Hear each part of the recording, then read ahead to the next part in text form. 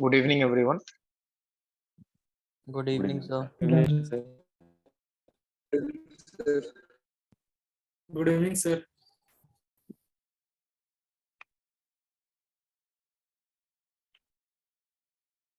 So we are discussing about expectation value of a physical observable. तो expectation value का general formula क्या है वो डिस्कस किया था हमने. After that linear combination of eigen state के लिए एक्सपेक्टेशन वैल्यू कैसे कैलकुलेट करेंगे, एंड एक इंपॉर्टेंट प्रॉपर्टी डिस्कस किया था हमने. If the potential is symmetric about some line, the average position of the particle will be given by that line. Basically potential जिस line के अबाउट सिमेट्रिक है वहां से हमें average position of the particle पता चल जाता है. तो एक्सपेक्टेशन वैल्यू रिलेटेड और भी दो इंपॉर्टेंट पॉइंट्स हैं जो एग्जामिनेशन में क्वेश्चन सॉल्व करने के टाइम पे हमें काफी हेल्प करेगा, स्पेसिफिकली टाइम बचाएगा. Second point, if the wave function of the particle is either symmetric or antisymmetric about x equal to x naught. Particle का जो वेव फंक्शन है वो x नॉट के अबाउट आइदर सिमेट्रिक है और antisymmetric है. मतलब सपोज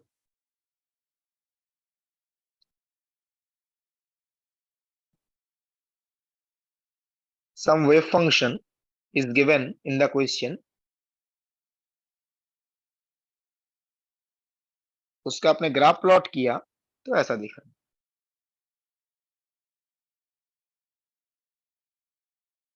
गाउसियन फंक्शन का ग्राफ है, फंक्शन है सपोज ये है.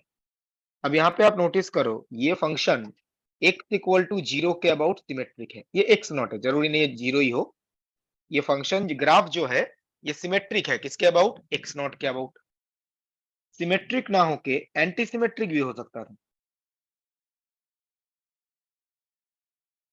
सपोज कोई फंक्शन है psi of x versus x.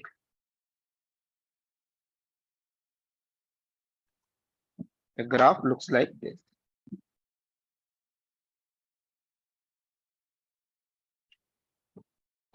ये एंटी सिमेट्रिक है about x equal to x naught. तो सिमेट्रिक भी हो सकता है या एंटी सिमेट्रिक हो सकता है. तो wave function is either symmetric or antisymmetric about x equal to x naught, then the expectation value of the position of the particle will be equal to x. जिस लाइन के about symmetry या एंटीसिमेट्री present है वही particle के position का expectation value होगा. Basically क्या होता है, if psi X is either symmetric और antisymmetric about X naught, psi X आपका सिमेट्रिक या एंटीसिमेट्रिक है, तो जब आप पोजीशन प्रोबेबिलिटी डेंसिटी कैलकुलेट करेंगे मॉड साई स्क्वायर, स्क्वायर जब कैलकुलेट करेंगे ये एंटीसिमेट्री, जैसे ये नेगेटिव है स्क्वायर करेंगे तो ये नेगेटिव क्या बन जाएगा, पॉजिटिव भी बन जाएगा जब स्क्वायर करेंगे. तो the position probability density will be symmetric about x equal to x naught. तो वेव फंक्शन x नॉट के अबाउट आइदर सिमेट्रिक है और एंटीसिमेट्रिक है. उसका स्क्वायर करेंगे तो वो x नॉट के अबाउट सिमेट्रिक होगा. और x नॉट के अबाउट प्रोबेबिलिटी डिस्ट्रीब्यूशन सिमेट्रिक होने का मतलब है x नॉट के राइट में पार्टिकल मिलने का प्रोबेबिलिटी 50%, x नॉट के लेफ्ट में पार्टिकल मिलने का probability 50%. So the expectation value of the position of the particle will B x not, because x naught के राइट में 50% प्रोबेबिलिटी, x नॉट के लेफ्ट में 50% प्रोबेबिलिटी. तो वेव फंक्शन जिस लाइन के अबाउट सिमेट्रिक या एंटी सिमेट्रिक होगा वही एक्सपेक्टेशन वैल्यू ऑफ पोजीशन होगा. नोट डाउन कर लीजिए. जरूरत नहीं ना कि आइगन स्टेट हो. नहीं. सर ये फर्स्ट राइट है अच्छा. लेकिन पिछले वाले केस में वो हम पोटेंशियल से देख रहे थे, पोटेंशियल के रेफरेंस में, इसलिए वहां पे एनर्जी आइगन स्टेट होना जरूरी था. ओके.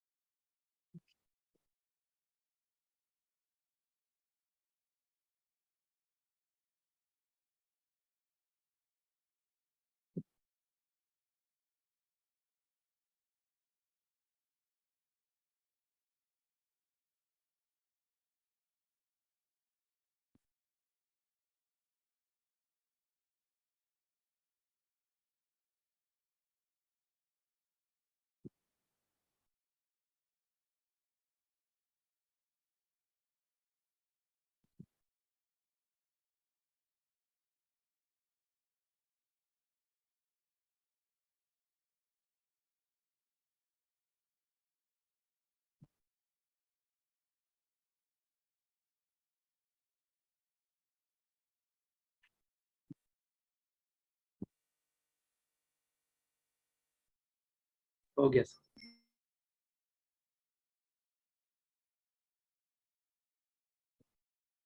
यस तो इसके रिलेटेड कुछ एग्जाम्पल, तो these are some well known example. इस टाइप के वेव फंक्शंस के बारे में हम क्वांटम मैकेनिक्स में डिस्कस भी करते हैं। First one psi1 a e to the power minus k mod x। हम लोग डिराक डेल्टा पोटेंशियल के बारे में जब डिस्कस करेंगे, in case of Dirac delta potential the wave function looks like this. जो डिराक डेल्टा पोटेंशियल है वो इस फॉर्मेट का होता है, a into e to the power minus k mod x। k is a positive real constant.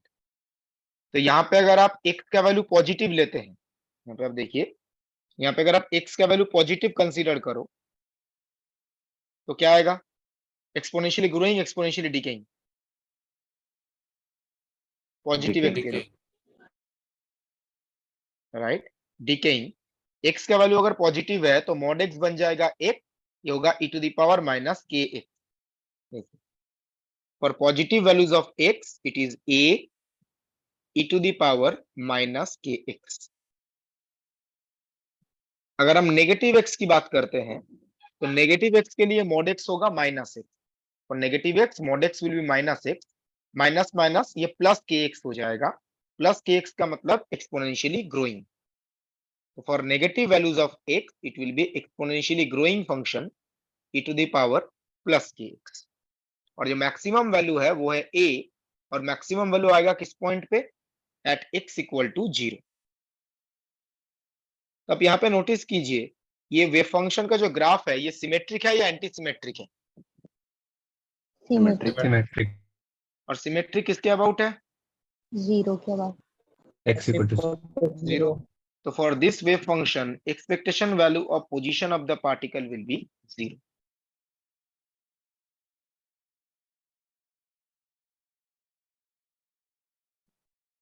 Similarly, second example, psi2 b exponential minus a x minus x naught square।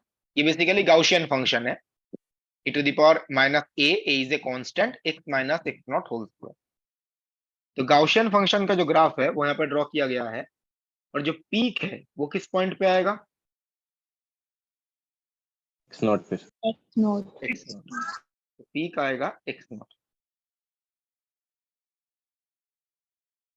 तो यहाँ पे हम बोल सकते हैं this Gaussian function is symmetric about x equal to x naught। तो for this function psi2 what will be the expectation value of position of the particle? X naught x naught। Because यहाँ पे जो symmetry है वो x naught के about है। This is the expectation value of x। Last one, यहाँ पे anti symmetric है psi3 x into e to the power minus b x square. तो यहाँ पे आप देखिए दो फंक्शन का प्रोडक्ट है, एक x है और दूसरा ये है, दो फंक्शन का प्रोडक्ट है। ओके, तो यहाँ पे हम चेक करेंगे जो स्मॉल x के लिए कौन डोमिनेट करता है, लार्ज x के लिए कौन डोमिनेट करता है। अगर आप e to the power minus b x square इसका एक्सपेंशन करते हैं तो उसके अंदर x के वेरियस पावर्स आएंगे, x square, x to the power 4, x to the power 6। इसका जस्ट एक्सपेंशन करो, जो एक्सपोनेंशियल का सीरीज एक्सपेंशन होता है। नॉर्मली देखा जाता है जिस टर्म के अंदर कंपैरेटिवली लोअर पावर्स होते हैं वो स्मॉल x के लिए डोमिनेट करता है। तो जैसे यहाँ पर x जो है इसके अंदर कंपैरेटिवली लोअर पावर्स हैं एज कंपेयर टू एक्सपोनेंशियल, तो this part will dominate for small x। जो एक्सपोनेंशियल है उसके अंदर तो हायर पावर्स है ना, x square, x to the power 4, x to the power 6, infinity तक जाएगा। तो जिसके अंदर लोअर पावर्स हैं वो स्मॉल वैल्यू ऑफ x के लिए डोमिनेट करेगा। इसीलिए आप नोटिस कीजिए जो ग्राफ है स्मॉल वैल्यू ऑफ x के लिए ये स्ट्रेट लाइन, जैसे x का ग्राफ होता है, and large values of x के लिए कौन डोमिनेट करेगा? जिसके अंदर हायर पावर्स है, तो exponential. This part will dominate for large values of x। Sir लेकिन वो तो डिनोमिनेटर में है ना, लार्ज वैल्यू डालने से वो टेंडिंग टू 0 हो जाएगा। लार्ज वैल्यू डिनोमिनेटर पे डिपेंड नहीं करता, पावर पे डिपेंड करता है। x लार्ज है तो उसके जो हायर पावर्स होंगे और लार्ज होंगे। डोमिनेट करने का मतलब होता है फंक्शन का वैल्यू कौन डिसाइड करेगा। तो यहाँ पे जब x का वैल्यू लार्ज होगा तो फंक्शन का वैल्यू क्या है वो ये एक्सपोनेंशियल डिसाइड करेगा। Okay. तो इस पोर्शन में देखिए जब x का वैल्यू लार्ज है, जितना लार्ज होगा ये एक्सपोनेंशियली डिकेइंग फंक्शन जैसा। तो स्मॉल वैल्यूज के लिए straight line because x dominate कर रहा है, लार्ज वैल्यूज के लिए एक्सपोनेंशियली डिकेइंग बिकॉज ये डोमिनेट। तो पॉजिटिव x के लिए ग्राफ ऐसा दिखा। अब बताइए ये इवन फंक्शन है ऑड फंक्शन है? और ऑड फंक्शन। ऑड फंक्शन है, x के बदले -x रिप्लेस करो, एक एक्स्ट्रा माइनस आ जाएगा माइनस साइन, तो ये ऑड फंक्शन है। तो ऑड फंक्शन का ग्राफ नेगेटिव के लिए ऐसे ड्रॉ करेंगे, इन्वर्टेड मिरर इमेज। तो पॉजिटिव के लिए ऐसा, नेगेटिव के लिए ऐसा। तो यहाँ पे देखिए एंटी सिमेट्री है इसके अबाउट 0। बोला गया था सिमेट्रिक हो, सिमेट्री हो या एंटी सिमेट्री हो, दोनों केस में आप रिजल्ट यूज कर सकते हैं। तो यहां पर भी expectation value of position of the particle होगा 0।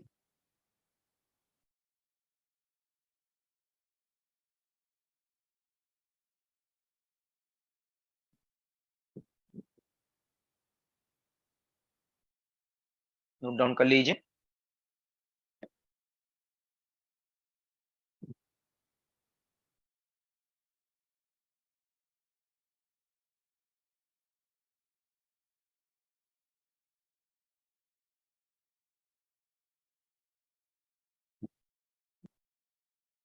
सर लीनियर कॉम्बिनेशन के साथ साथ आइगन फंक्शन के लिए भी ना वैलिड है।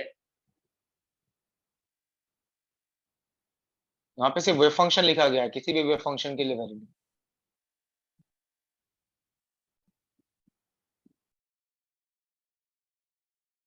जहाँ पे आपने फॉर स्मॉल एक्स लिखा हुआ है राइट साइड में, फिर इसकी जगह पे अगर पावर माइनस में होती है एक्स की तो क्या होता तब भी वो डोमिनेट करता है बिकॉज इसके कंपैरिजन में तो इसमें स्मॉलर ही होता ना पावर। है? Yes sir.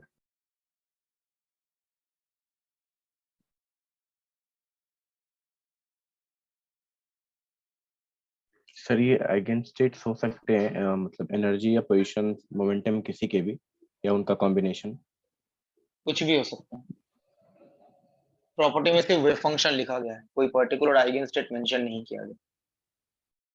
It can be eigen state of any physical observable और may not be eigen state. सिर्फ सिमेट्री एंटी सिमेट्री चेक करना और कुछ नहीं।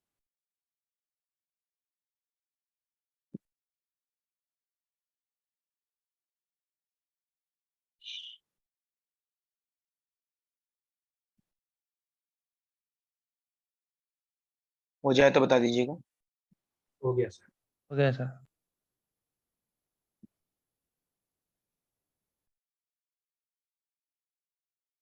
So next third point, if the wave function of the particle is a real function, then the expectation value of linear momentum of the particle will be equal to 0.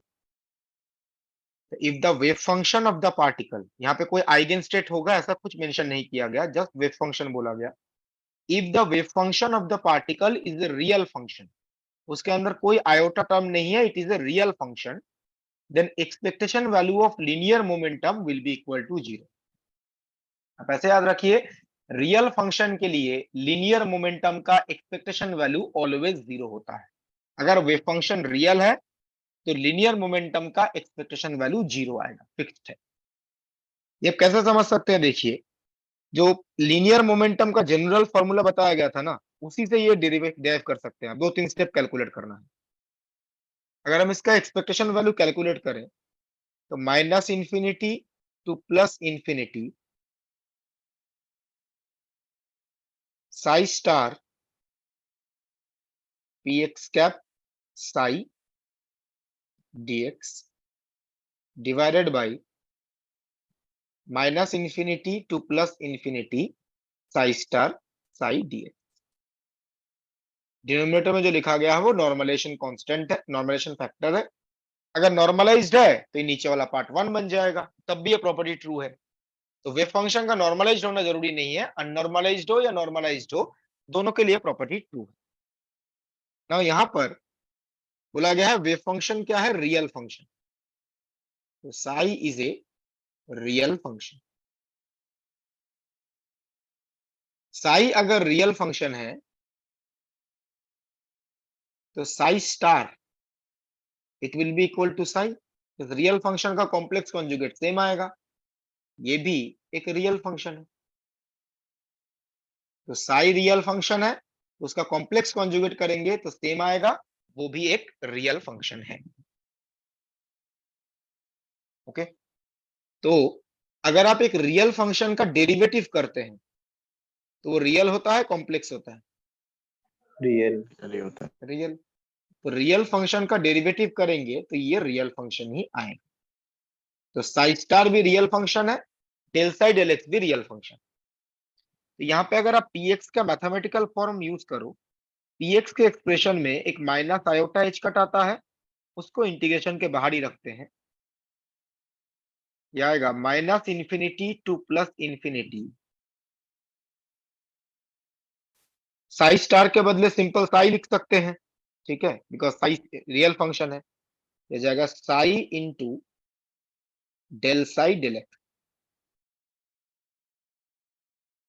और अगर denominator देखें तो यह आ जाएगा साई स्टार और Sai same है तो basically ये साई स्क्वायर आ जाएगा। साई और साई स्टार सेम है तो साई स्क्वायर। अब आप यहाँ पे बताइए, न्यूमरेटर और डिनोमिनेटर में जो ये इंटीग्रेंड है, ये रियल फंक्शन है या complex function? Real real real. Function. Psi real function है, साई स्टार भी रियल फंक्शन होगा, उसका डेरिवेटिव भी रियल फंक्शन होगा। Integrands are real function in numerator and denominator. तो इसका जब आप इंटीग्रेशन का वैल्यू कैलकुलेट करेंगे वो रियल क्वांटिटी आएगा, कॉम्प्लेक्स क्वांटिटी आएगा? रियल। इंटीग्रेंड रियल है। अगर आप इंटीग्रेशन कैलकुलेट करते हैं, इंटीग्रेशन मतलब क्या होता है, समेशन, ऐड करना। तो रियल फंक्शन के वैल्यूज को अगर आप ऐड करते हो तो रियल वैल्यू ही आएगा। ये पूरा इंटीग्रेशन अगर आप कैलकुलेट कर लेते हैं, it will be some real quantity. Exact value क्या होगा वो तो साई से जब कैलकुलेट करेंगे तभी पता चलेगा, साई पता होना चाहिए। बट ये हम बोल सकते हैं ये एक रियल क्वांटिटी। अब देखो क्या आ रहा है, minus iota H cut into a some real quantity. जो रियल क्वांटिटी आया था इंटीग्रल का वैल्यू, उसको कैपिटल ए बोल देते हैं। तो लीनियर मोमेंटम का एक्सपेक्टेशन वैल्यू ये आ जाएगा। अब मुझे बताइए, जब आप लीनियर मोमेंटम का मेजरमेंट करते हैं, रिजल्ट रियल आता है या कॉम्प्लेक्स आता है? रियल। रियल। रियल। तो किसी भी पार्टिकल के लीनियर मोमेंटम का मेजरमेंट करेंगे तो रिजल्ट रियल आएगा। रिजल्ट अगर रियल है तो जो बहुत सारे रिजल्ट होंगे तो उनका एवरेज रियल आएगा या कॉम्प्लेक्स आएगा? Real. Real sir. Real. Result अगर रियल है तो रिजल्ट का एवरेज भी रियल आएगा, और रिजल्ट का एवरेज मतलब एक्सपेक्टेशन वैल्यू। यहाँ पे जो एक्सपेक्टेशन वैल्यू आया है ये रियल है या कॉम्प्लेक्स है? कॉम्प्लेक्स। कॉम्प्लेक्स है, स्पेसिफिकली प्योरली इमेजिनरी। ये तो रियल क्वांटिटी है, आयोटा मल्टीप्लाई किया गया है, तो ये एक प्योरली इमेजिनरी क्वांटिटी। तो किसी भी पार्टिकल के लीनियर मोमेंटम का एक्सपेक्टेशन वैल्यू क्या प्योरली इमेजिनरी क्वांटिटी हो सकता है? No sir, no. बस मेजर करते हैं, रिजल्ट रियल है तो एवरेज भी रियल आना चाहिए, एक्सपेक्टेशन वैल्यू भी रियल आना चाहिए। एक्सपेक्टेशन वैल्यू तो इमेजिनरी नहीं हो सकता, तो दिस इज नॉट पॉसिबल। किसी फिजिकल क्वांटिटी का एक्सपेक्टेशन वैल्यू इमेजिनरी क्वांटिटी आ जाए, रिजल्ट तो रियल होता है, तो एवरेज वैल्यू भी रियल आना चाहिए, नॉट पॉसिबल। तो only possibility is if A is 0। इसके अलावा कोई पॉसिबिलिटी है ही नहीं, बिकॉज ए अगर नॉन जीरो क्वांटिटी है तो ये प्योरली इमेजिनरी हो जाएगा, जो पॉसिबल नहीं है। The only possibility is A is equal to 0. In that case, linear momentum का एवरेज क्या आ जाएगा? 0. 0. यही चीज ऊपर लिखा गया है. This is the only possibility. बस A अगर नॉन जीरो हुआ तो ये प्योरली इमेजिनरी आ जाएगा, जो इम्पॉसिबल है. तो एक ही पॉसिबिलिटी है, A का वैल्यू 0 होना पड़ेगा, तो लीनियर मोमेंटम का एवरेज कितना आएगा? 0. यही प्रॉपर्टी ऊपर लिखा गया है. Expectation value of linear momentum will be 0 if the wave function is the real function. यहां पे भी हमने जो जनरल फॉर्मूला बताया गया था एक्सपेक्टेशन वैल्यू के लिए वही यूज किया है.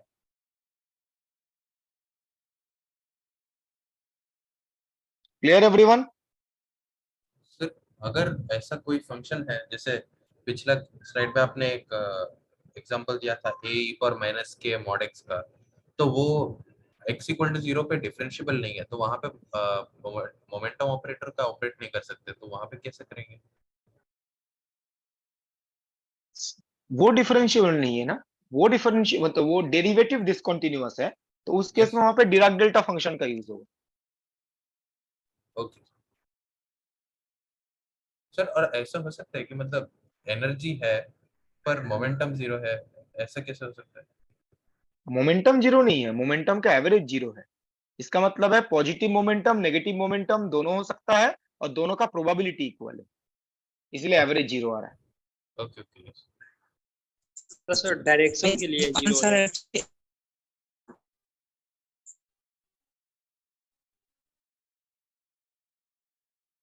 क्या क्वेश्चन है? मैं पूछना चाह रहा था कि जो मतलब जो इसका एवरेज जो आ रहा है अनसर्टेनिटी इसमें नहीं है. एवरेज वैल्यू 0 होने का मतलब अनसर्टेनिटी क्यों नहीं होगा? एवरेज वैल्यू का मतलब पॉजिटिव नेगेटिव, एवरेज 0 हो गया. अनसर्टेनिटी 0 कब होता है? जब आइगन स्टेट होता है.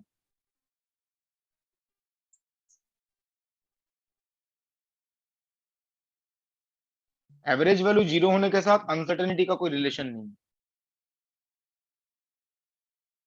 ओके. ऐसा तो एवरेज वैल्यू बहुत जगह पे 0 आया था. सर अभी तो और भी डिस्कस केस किया, यहाँ पे भी 0 है, यहाँ पे भी 0 है. एवरेज वैल्यू 0 के साथ अनसर्टेनिटी का कोई रिलेशन नहीं है.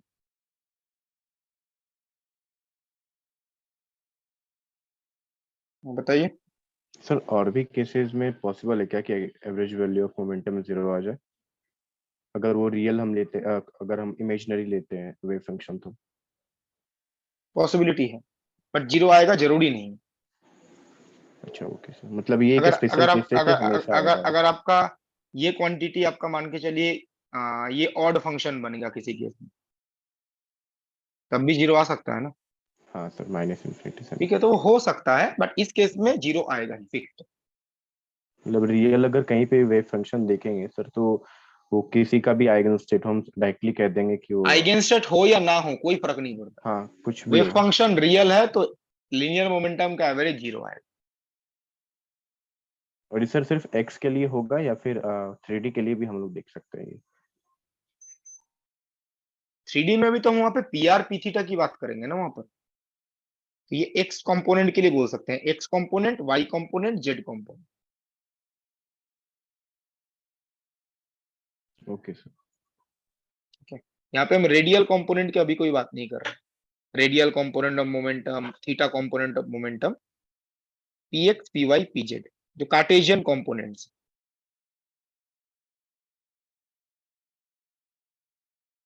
मैं आगे प्रोसीड कर रहा हूं.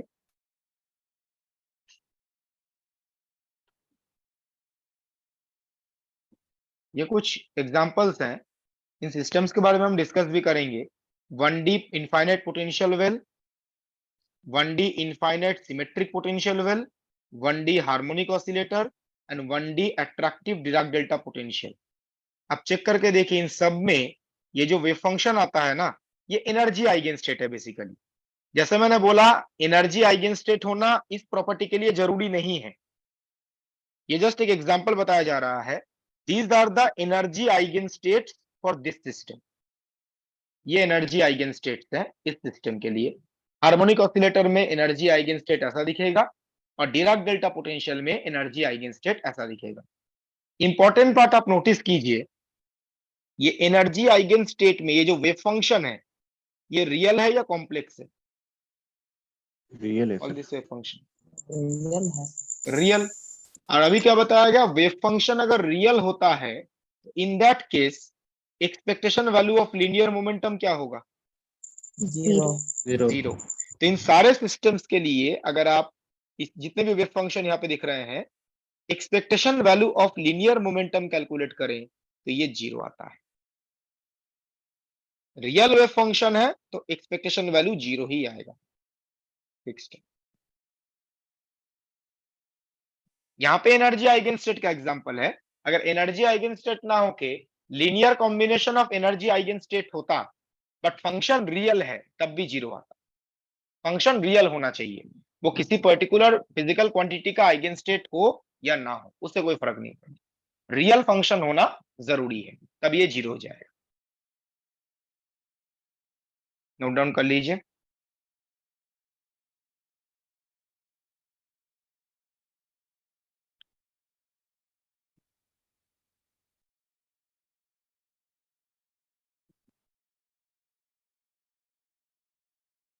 सर एक में आपने दो वेव फंक्शंस क्यों लिए हैं?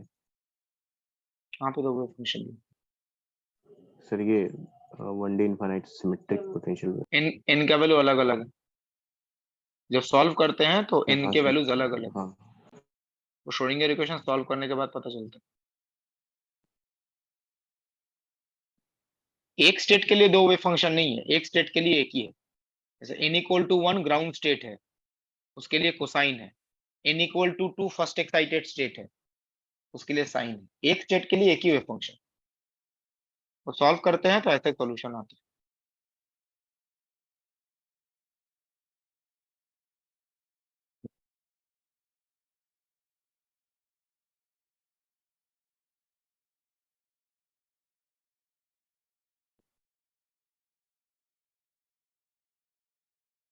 किसी ने पूछा है यहाँ पे n इक्वल टू 0 से स्टार्ट नहीं होगा, जब ये सिस्टम डिस्कस करेंगे सारा एक्सप्लेन करेंगे। यहाँ पे n इक्वल टू 0 परमिसिबल नहीं होता, यहाँ पे भी n इक्वल टू 0 परमिसिबल नहीं होता, जब ये सिस्टम डिस्कस करेंगे तभी रीजन बताएंगे। n इक्वल टू 0 होगा तो एनर्जी 0 हो जाएगा, मिनिमम एनर्जी, जो अनसर्टेनिटी प्रिंसिपल को वायलेट करेगा। और अगर n 0 ले लेते हैं तो वेव फंक्शन 0 बन जाएगा जो एक्सेप्टेबल नहीं है। इसलिए यहाँ पर n इक्वल टू 0 और यहाँ पर भी n इक्वल टू 0 कंसिडर नहीं किया गया है।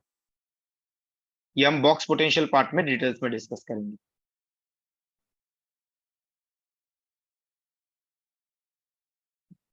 बट हार्मोनिक ऑसिलेटर में ऐसा कोई प्रॉब्लम नहीं होता, इसलिए यहाँ पे 0 से स्टार्ट हो रहा है। अगर n आप 0 भी ले लेते हैं एनर्जी नॉन जीरो आता है, वेव फंक्शन भी नॉन जीरो आता है, तो यहाँ पे 0 परमिसिबल है। बट यहाँ पे 0 परमिसिबल नहीं है बिकॉज n इक्वल टू 0 लेंगे तो वेव फंक्शन एनर्जी दोनों 0 हो जाएगा जो परमिसिबल नहीं होता। नोट डाउन हो जाए तो बता दीजिए। ओके।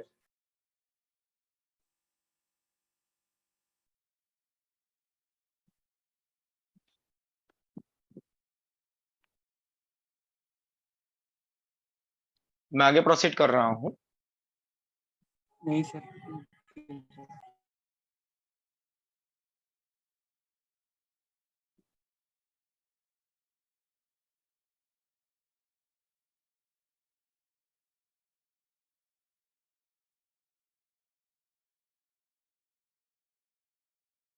ओके सर, हो गया। सो अभी तक हमने एक्सपेक्टेशन वैल्यू के बारे में डिस्कस किया है, जनरल फॉर्मूला, कुछ इंपॉर्टेंट प्रॉपर्टीज। नेक्स्ट पार्ट जो हम डिस्कस करेंगे uncertainty in the physical observable. इसके पहले हमने हाइजेनबर्ग अनसर्टेनिटी प्रिंसिपल डिस्कस किया था। हाइजेनबर्ग अनसर्टेनिटी प्रिंसिपल में अनसर्टेनिटी का ऑर्डर पता चलता है। हाइजेनबर्ग अनसर्टेनिटी प्रिंसिपल में ये पता चलता है कि फिजिकल क्वांटिटी में जो अनसर्टेनिटी होगा वो किस ऑर्डर का होगा, वो अनसर्टेनिटी प्रिंसिपल से पता चलता है। यहाँ पे हम देखेंगे जो ऑपरेटर फॉर्मुलिज्म यूज करके किसी भी फिजिकल क्वांटिटी में अनसर्टेनिटी कैसे कैलकुलेट करते हैं। कोई भी फिजिकल क्वांटिटी हो सकता है, पोजीशन, मोमेंटम, एनर्जी, कोई भी फिजिकल क्वांटिटी है, अनसर्टेनिटी ऐसे डिफाइन करते हैं इन terms of operators.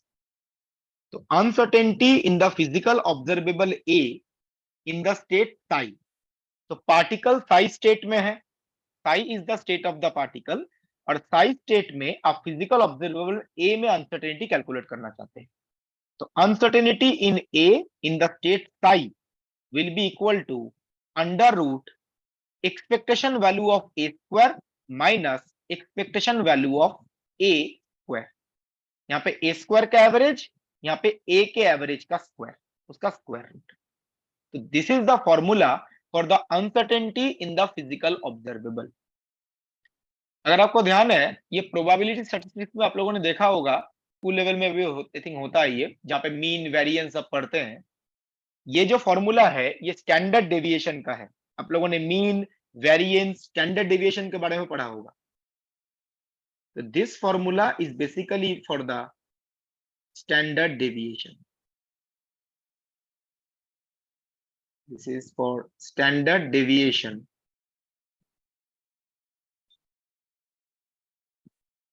in the physical observable A.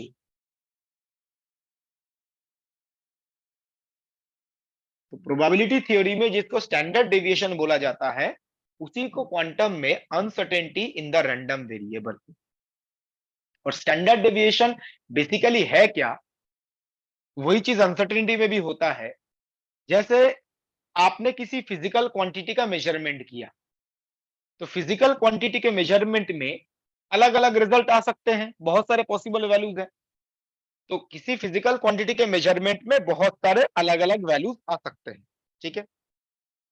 Now उन जो डिफरेंट रिजल्ट्स आए ना, अलग अलग रिजल्ट्स आए, उनका एक एवरेज वैल्यू होता है जिसको एक्सपेक्टेशन वैल्यू बोलते हैं।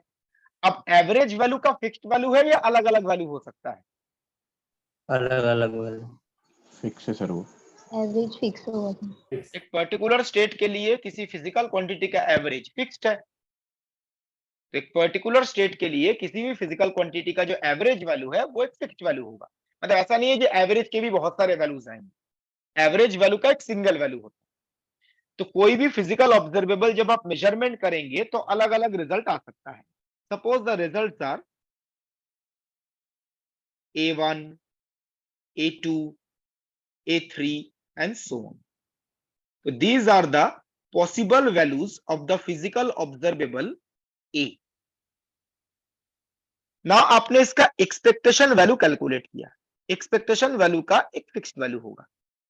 नॉर्मली क्या होता है, अगर A1 से AN है तो इसके बीच में ये जो एवरेज है, इस रेंज में ही कोई वैल्यू होता है, के बीच में कोई वैल्यू आ जाएगा, वो आप कैलकुलेट कर ले सकते हैं।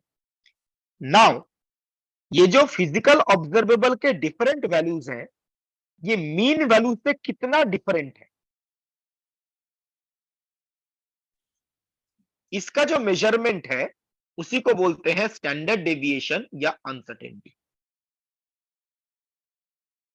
Repeating, these are the possible values of the physical observable, या प्रोबेबिलिटी थ्योरी में उसको बोलते हैं रैंडम वेरिएबल। तो these are the possible values of the physical observable और द रैंडम वेरिएबल। जैसे कल बताया था, रैंडम वेरिएबल सर्टेन क्वांटिटी है, अनसर्टेन क्वांटिटी है, अनसर्टेन।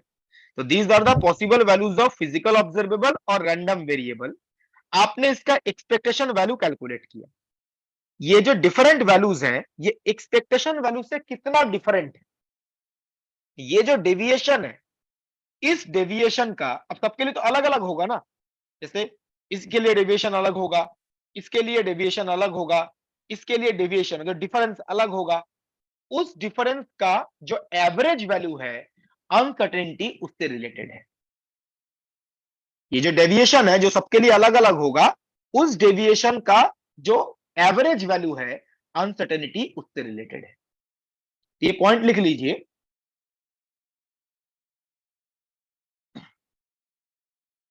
अनसर्टेनिटी और स्टैंडर्ड डेविएशन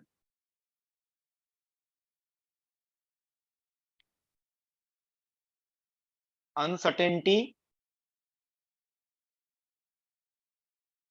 और standard deviation in a physical observable A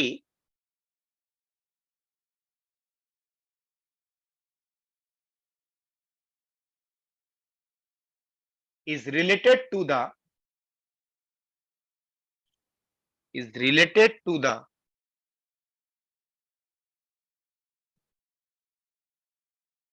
average value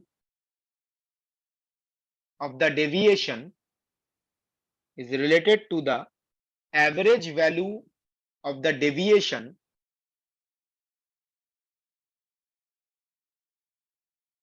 of the various possible values of the physical observable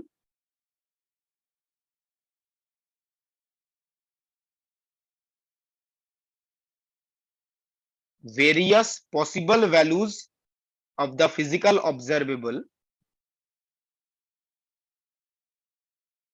from its mean value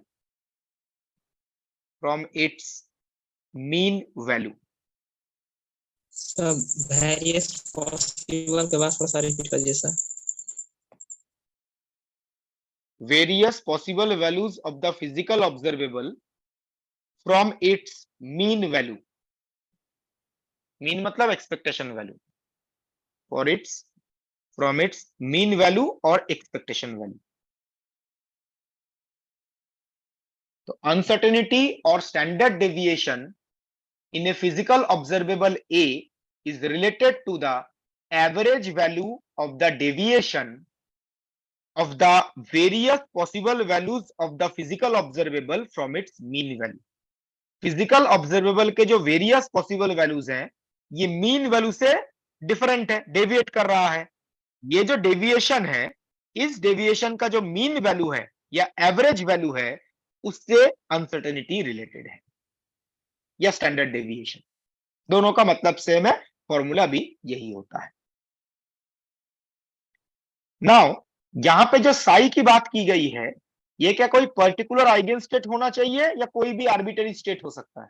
arbitrary state. ऐसा कुछ बोला तो state Sai कोई भी arbitrary state हो सकता है. नाउ इसका एक स्पेशल केस यहाँ पे मेंशन किया गया है. If the state of the particle is an eigen state of the operator A cap. जो स्टेट है साई ये ए कैप ऑपरेटर का आइगन स्टेट है. अब मुझे बताइए ए कैप ऑपरेटर का आइगन स्टेट होने का मतलब वो आइगन वैल्यू इक्वेशन को सेटिस्फाई करेगा. A cap psi equal to lambda psi. और ये मैट्रिक्स का प्रॉपर्टी है जो ए कैप का आइगन स्टेट है वो ए कैप स्क्वायर का भी आइगन स्टेट होगा. जो आइगन वेक्टर ए का है वो ए स्क्वायर का भी आइगन वेक्टर होगा. चेंज सिर्फ किसमें होता है? Eigen values. ये साई जो है ये ए कैप स्क्वायर का भी आइगन स्टेट होगा. आइगन वैल्यू क्या हो जाएगा? Lambda square. तो साई ए का आइगन स्टेट है तो ए स्क्वायर का भी होगा. आइगन वैल्यू लैम्डा के बदले लैम्डा स्क्वायर. कल हमने एक प्रॉपर्टी पढ़ा था, if the state of the particle is an eigen state of the operator then expectation value equal to क्या होता है? Eigen value. तो यहां पे हम बोल सकते हैं expectation value of A in the state psi क्या आएगा?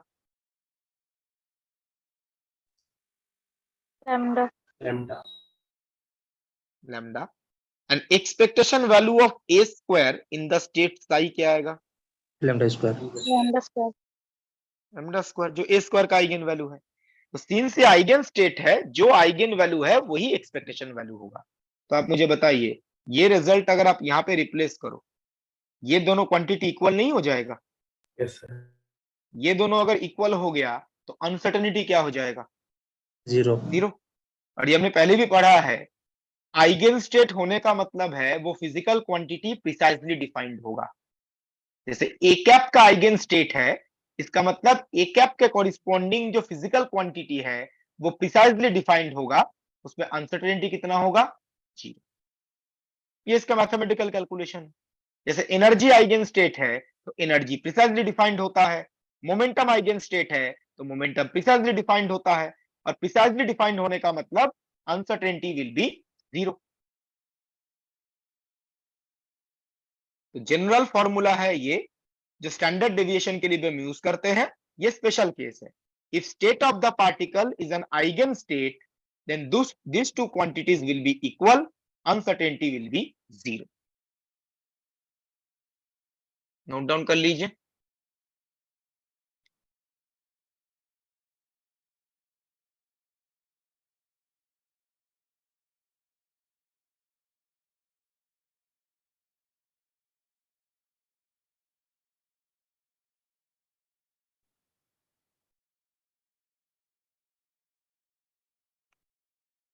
सर यहाँ पे जो A1, A2, A3 हैं ये सब अलग अलग पार्टिकल की वैल्यूज है ना? जो आइडेंटिकल सिस्टम्स लिए जाते हैं. जो कंडीशन कर ली थी. किसी में बहुत सारे आइडेंटिकल सिस्टम्स है कि आपने मेजरमेंट किया, किसी में A1 आया, किसी में A2 आया, किसी में A3 आया, जो अलग अलग रिजल्ट आते हैं. Yes sir.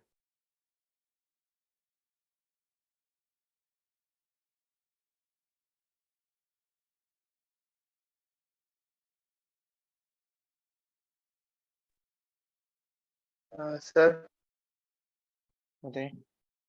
सेकंड कंडीशन में A1, A2, A3 expression value के साथ इक्वल आएगा, इसलिए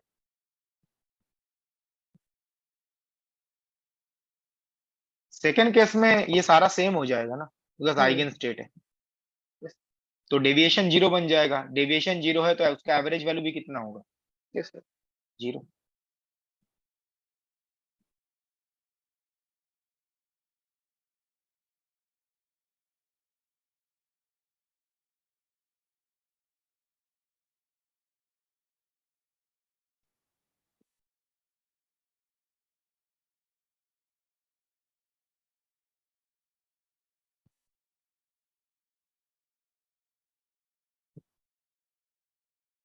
हो गया sir.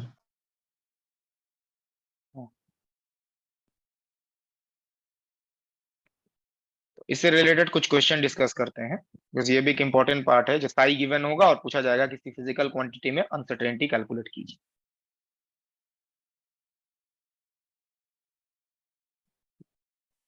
Let's try this question.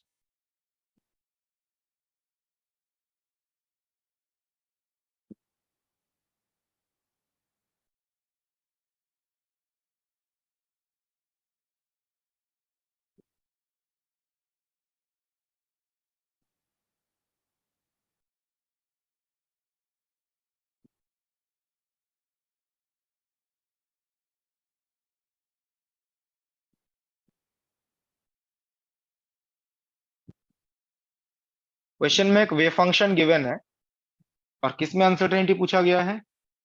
Momentum. Momentum में अनसर्टेनिटी पूछा गया. और क्वेश्चन में देखिए आई थिंक मेंशन किया गया है नॉर्मलाइज्ड वेव फंक्शन है, तो डिनोमिनेटर में जो नॉर्मलाइजेशन फैक्टर होता है वो 1 आएगा. नॉर्मलाइज्ड मेंशन कर दिया गया है. तो अनसर्टेनिटी कैलकुलेट करने के लिए जो फॉर्मूला है वो यूज करेंगे. उसमें हमें दो चीजें कैलकुलेट करनी होती हैं. क्या क्या? एक तो px average px square average. और दूसरा पीएक्स स्क्वायर एवरेज. किसी भी फिजिकल क्वांटिटी में अगर अनसर्टेनिटी पूछा जाए, एक तो ए एवरेज कैलकुलेट करना है, दूसरा ए स्क्वायर एवरेज कैलकुलेट करना है. नाउ ए एवरेज जो है वो काफी आसानी से पता चल जाएगा. अब देखिए जो फंक्शन है वो रियल फंक्शन है या कॉम्प्लेक्स फंक्शन है? Real function. अब ये एनर्जी आइगन स्टेट है नहीं है, we are not interested about it. हो ना हो कोई फर्क नहीं पड़ता. रियल फंक्शन है तो एक्सपेक्टेशन वैल्यू ऑफ मोमेंटम क्या होगा? 0. रियल फंक्शन है तो average of px will be 0. अगर आप कैलकुलेट भी करते हैं ना जनरल फॉर्मूला यूज करके, तब भी 0 आएगा. You can check it. अब जनरल फॉर्मूला यूज करके कैलकुलेट कीजिए, जो कल बताया गया था उसमें भी 0 आएगा आंसर. डायरेक्ट यूज करो तो 1-2 मिनट बच जाएगा ना. दूसरा क्वांटिटी जो कैलकुलेट करना है वो है पीएक्स स्क्वायर एवरेज. ये तो जनरल फॉर्मूले से कैलकुलेट करना होगा. ये होता है माइनस लिमिट क्या होगा? माइनस A2 प्लस ए. इसके बाहर तो वेव फंक्शन 0 है ना, सिर्फ इसी में इंटीग्रेशन करेंगे. माइनस A2 प्लस ए.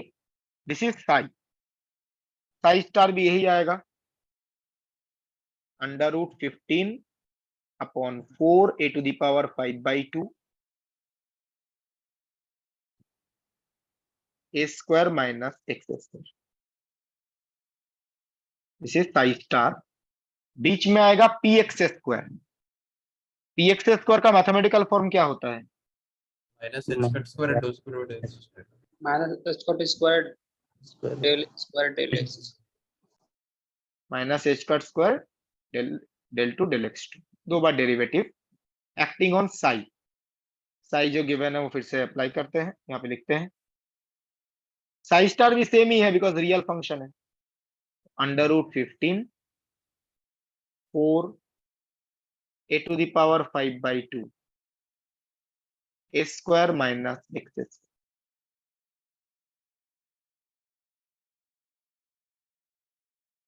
और नॉर्मलाइज फंक्शन है, क्वेश्चन में मेंशन किया गया नॉर्मलाइज, तो डिनोमिनेटर में जो नॉर्मलाइजेशन फैक्टर आता है वो 1 होगा। यस तो यहाँ पे जस्ट आप क्या करो, इस ऑपरेटर को इसके ऊपर ऑपरेट करो एंड देन सिंपल इंटीग्रेशन। जो कांस्टेंट पार्ट है वो बाहर चला आएगा, 15/16 into a to the power 5। जो कांस्टेंट है उसका प्रोडक्ट बाहर चला आया।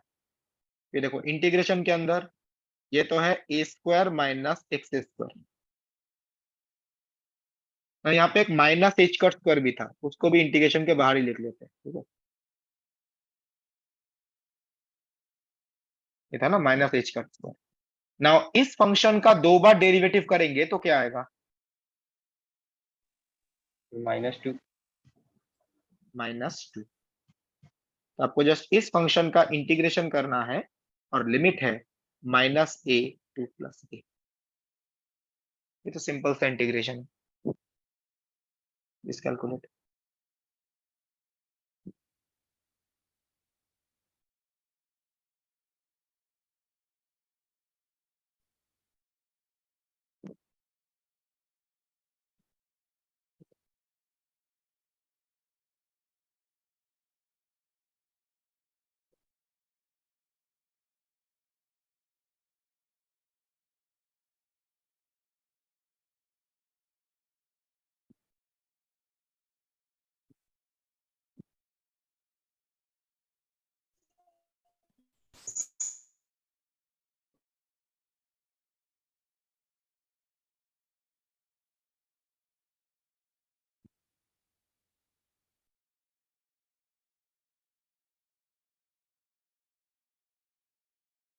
सर डी है रे। D option is correct, fourth option. इस इंटीग्रेशन का वैल्यू आएगा 5h cut square by 2a square.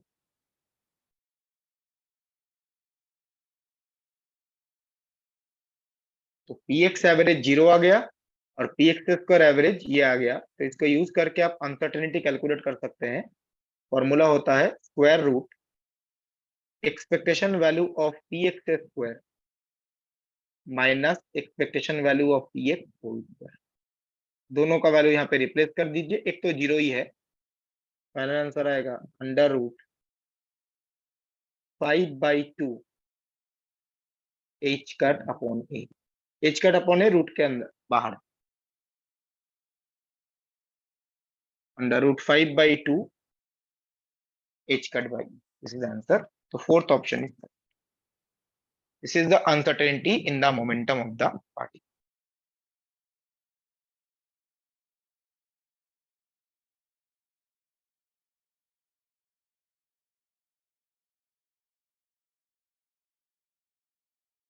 Clear everyone? Yes sir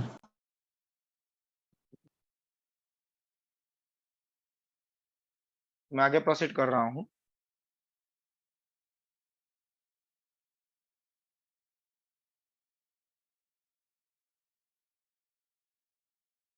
Please try this question.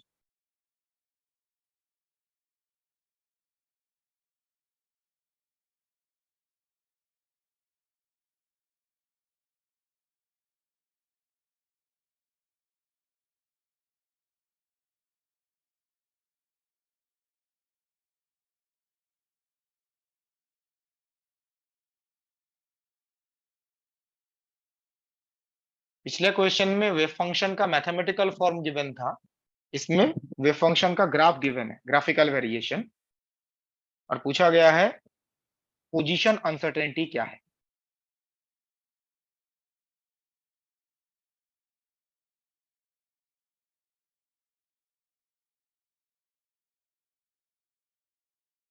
Wave function का ग्राफ जो है वो ये है, देखिए यहाँ पे 0 like this is the graph of the wave function। कुछ पर्टिकुलर रीजन में नॉन जीरो है और बाकी रीजन में 0, जो रेड जीरो होना चाहिए लाइन से। क्यों? सर, सिमेट्रिक है, x इक्वल टू 0 क्या बोल?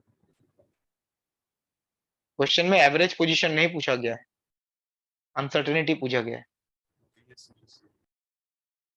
जो आप आंसर बता रहे हो वो एवरेज ऑफ पोजीशन के लिए।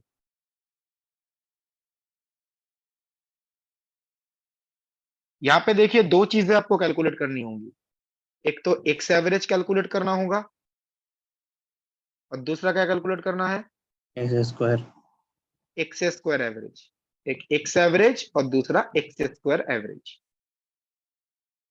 ना अगर हम पहले एक्स एवरेज की बात करें, ये वेव फंक्शन किस लाइन के अबाउट सिमेट्रिक दिख रहा है?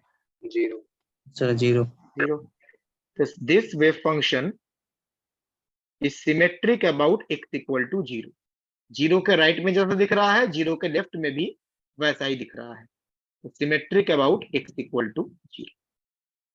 अभी हमने एक प्रॉपर्टी पढ़ा था, वेव फंक्शन जिस लाइन के अबाउट सिमेट्रिक होता है उसी से हमें क्या पता चलता है? Expectation value of position. ये कितना आएगा? 0। तो सिमेट्री 0 के अबाउट है तो एक्सपेक्टेशन वैल्यू भी 0 होगा एक्स का। ना जस्ट आपको एक्स स्क्वायर कैलकुलेट करना है, x square average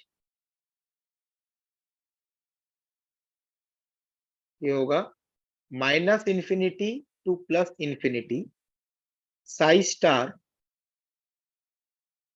x cap square psi dx। अब देखिए क्वेश्चन में क्या कहीं पे मेंशन किया गया है ये नॉर्मलाइज्ड है या नहीं है? No sir. नहीं सर। तो यहाँ पे नॉर्मलाइजेशन फैक्टर इंक्लूड करना होगा, मेंशन तो नहीं किया गया। This divided by normalization factor -minus infinity to +plus infinity psi star psi dx। तो ये इंटीग्रेशन कैलकुलेट करने के लिए पहले हमें साई का मैथमेटिकल एक्सप्रेशन लिखना पड़ेगा, उसके बाद इसमें रिप्लेस कर देंगे। अब आप देखिए साई का मैथमेटिकल एक्सप्रेशन, साई सिर्फ 2 रीजन में नॉन जीरो है और वहीं पे नॉन जीरो कंट्रीब्यूशन आएगा। कहां से कहां तक नोटिस कीजिए, लुक एट द पॉइंटर। ये जो पॉइंट है इसका कोऑर्डिनेट क्या है? ऐसा एक्स का वैल्यू क्या है यहाँ पर? यहाँ पे और यहाँ पर दिस इज a/2। ये जो है ये a/2 और ये -a/2, ये गिवन है ना डिस्टेंस। तो ये a/2 होगा, ये -a/2 और ये विड्थ है d। ये मिड पॉइंट है, ये विड्थ है d और ये मिड पॉइंट है। तो यहाँ पर ये जो पॉइंट है इस पॉइंट का कोऑर्डिनेट मतलब x का वैल्यू क्या होगा? a/2 + d/2 minus -a/2 -a/2 -d/2। और ये जो पॉइंट है इस पॉइंट में x का वैल्यू क्या होगा? +d/2 में आ जाएगा। -a/2 +d/2। और इस रीजन में वेव फंक्शन का वैल्यू क्या है? k k non zero given है, मतलब d। Non zero k given है यहाँ पर। सिमिलरली अगर हम राइट हैंड साइड की बात करें, ये जो पॉइंट है इस पॉइंट का कोऑर्डिनेट क्या है? a/2 - d/2।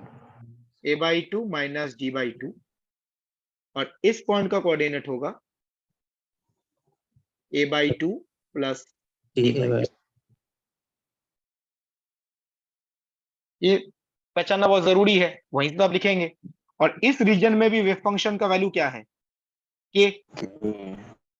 ठीक है, यहाँ पे आप एक चीज नोटिस कीजिए, साई यहाँ पे इवन फंक्शन है ऑड फंक्शन है psi. Even even function.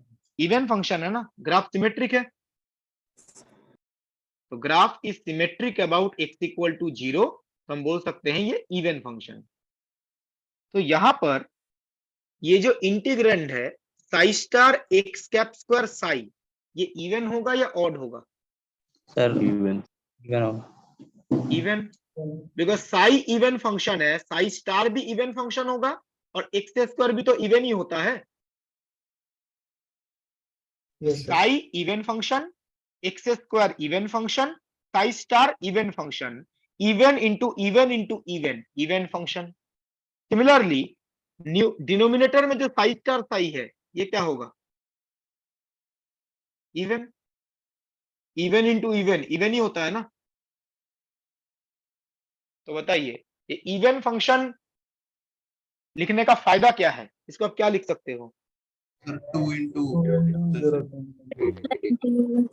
2 into 0 to infinity psi star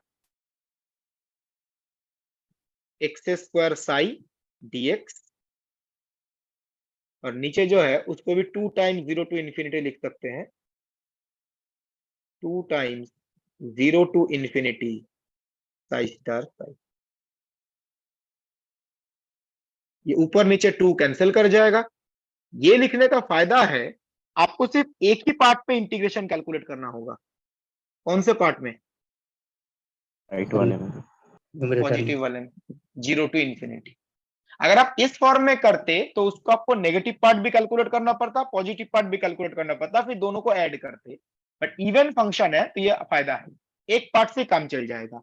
तो बताइए 0 टू इंफिनिटी में सिर्फ इसी रीजन में नॉन जीरो है ना?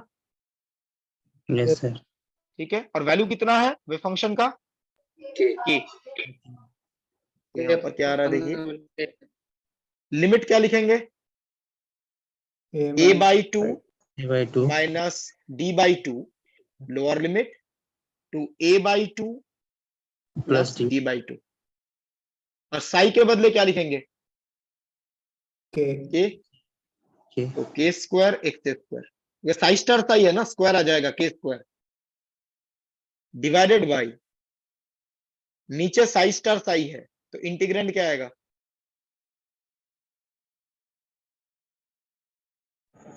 के स्क्वायर आ जाएगा। ओनली के स्क्वायर, क्योंकि साई के है, साई स्टार भी के होगा, तो साई स्टार साई होगा के स्क्वायर ना। ये तो सिंपल सा इंटीग्रेशन है ना, ऊपर नीचे के स्क्वायर कैंसिल करेगा, फिर इंटीग्रेशन सॉल्व करो, वहां से आपको एक्स स्क्वायर का एवरेज वैल्यू मिलेगा। और चेक करके देखिए ये वैल्यू आ रहा है 3a square plus D square by 12। Simple integration, कोई मैथमेटिकल ट्रिक नहीं है, सिंपल स्ट्रेट फॉरवर्ड इंटीग्रेशन। ऊपर नीचे ये के स्क्वायर कैंसिल कर गया, अब इंटीग्रेशन करो, यहाँ पे क्या आएगा? X cube by 3, limit replace करो, यहाँ पे क्या आएगा? एक्स, लिमिट रिप्लेस करो, फिर दोनों को डिवाइड करेंगे।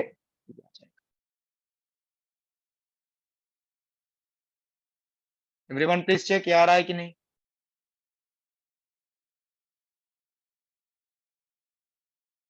और किसी स्टेप में कोई डाउट है तो प्लीज आस्क।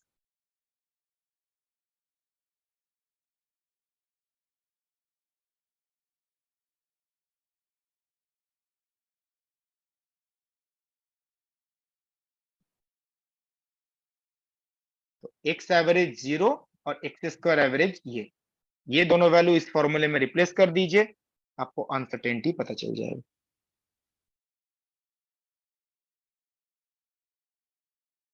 अगर ये ग्राफ रिपीट भी होता है तो उससे हमें कोई फर्क नहीं पड़ता। क्यों नहीं, पर जहां जहां पे नॉन जीरो है वहां पे इंटीग्रेशन करते। मतलब अगर ये इससे आगे इंफिनिटी पे अगर थोड़ी देर बाद फिर से ये पीक आती तो उसमें तो फिर आंसर चेंज नहीं होता। बिल्कुल होता, उसका कंट्रीब्यूशन भी तो आता ना यहाँ पर। सपोज इसके बाहर इस यहाँ पे भी जाके कहीं पे नॉन जीरो बनता यहाँ पे, तो एक पार्ट ये इंटीग्रेशन होता और फिर जहां पे नॉन जीरो बनेगा उसमें भी इंटीग्रेशन करते। मतलब दिया नहीं है तो हम मान लेंगे कि इससे आगे इंफिनिटी जीरो है ना, ये तो दिया हुआ है ना यहाँ पर, यस। मतलब कुछ नहीं करते, ये जीरो ही मानना पड़ेगा, ये कंटिन्यू हो रहा है।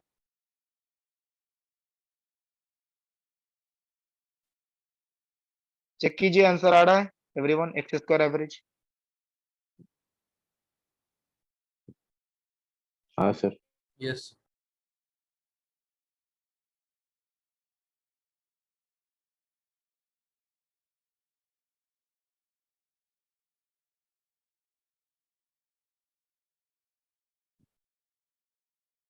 मैं आगे प्रोसीड कर रहा हूँ। सर एक छोटा क्वेश्चन। बताइए। सर आपने फर्स्ट पॉइंट बताया था कि पोटेंशियल अगर सिमेट्रिक है तो x equal to x naught पे मतलब एक्सपेक्टेशन वैल्यू ऑफ पोजीशन वो x नॉट होगा, और वैसे सेकंड पॉइंट में आपने बताया कि वेव फंक्शन अगर सिमेट्रिक होगा तो x equal to x naught पे ये होगा। तो आप हम ये बता सकते हैं क्या कि अगर वेव फंक्शन सिमेट्रिक है तो फिर पोटेंशियल भी सिमेट्रिक होगा? ऑपोजिट ट्रू है, ऑपोजिट। So, मतलब पोटेंशियल अगर सिमेट्रिक है एक्स नॉट के अबाउट, तो जो वेव फंक्शन है एनर्जी आइगन स्टेट में वो सिमेट्रिक या एंटी सिमेट्रिक होगा। Okay sir. एनर्जी आएगा स्टेट में होगा ना सर।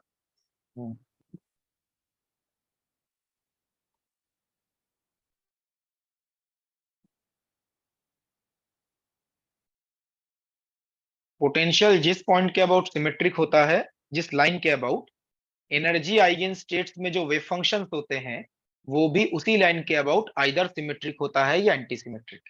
ये पैरिटी ऑपरेटर का प्रॉपर्टी है, लिख लीजिए point.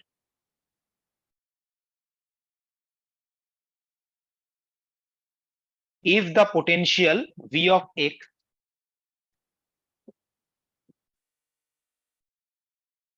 if the potential v of x is symmetric about x equal to x naught,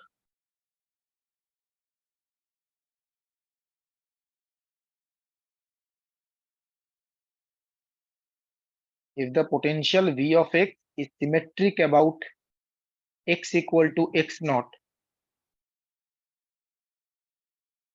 comma, then the energy eigenstates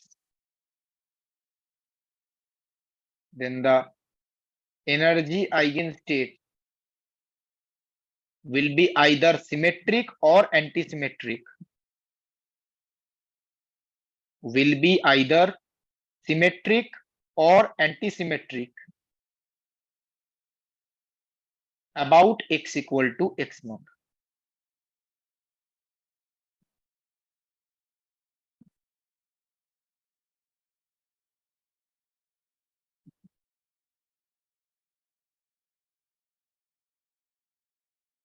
about के बाद क्या बोले?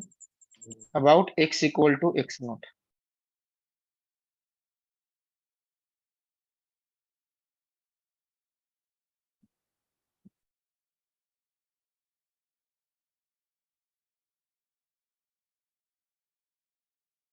Sir only energy against it. Linear combination तो कुछ भी हो सकता है, वो तो हमारे ऊपर है, C1 C2 आप कैसे चूज करोगे। तो मैं आगे प्रोसीड कर रहा हूं।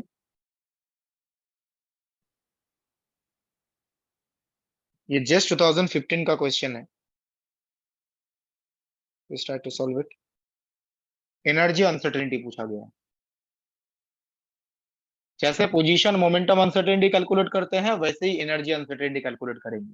फॉर्मूला सिमिलर है, किसी भी फिजिकल क्वांटिटी में अनसर्टेनिटी पूछा जाए।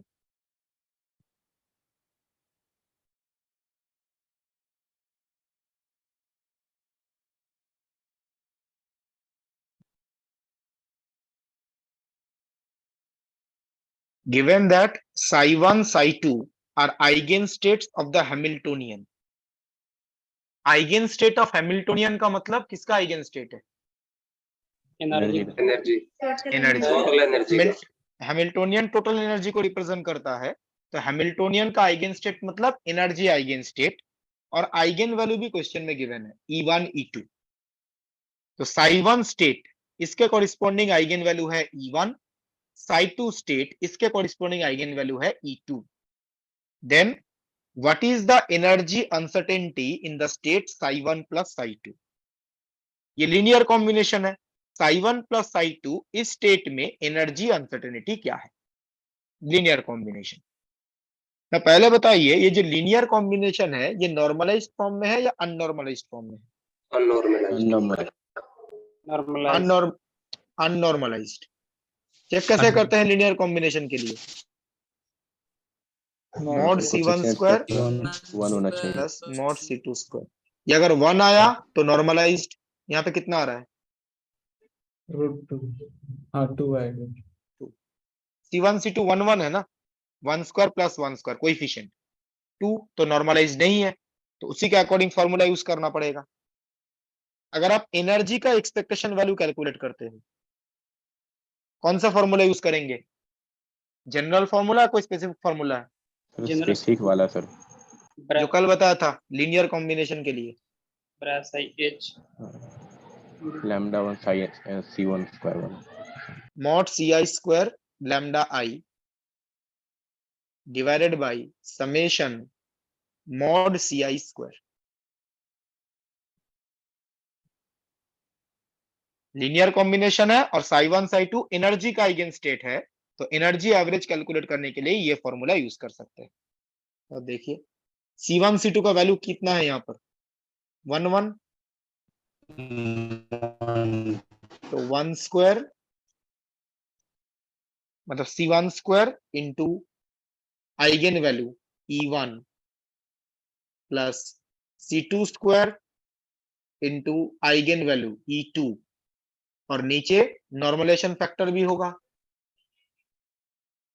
C1 square plus C2 square.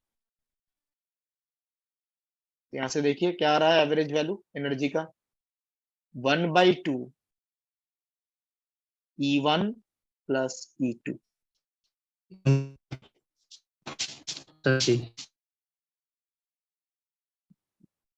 This is the expectation value of energy. जैसे कल किसी ने पूछा था ये सेम फॉर्मूला यूज करके आप ई स्क्वायर एवरेज भी कैलकुलेट कर सकते हो ना,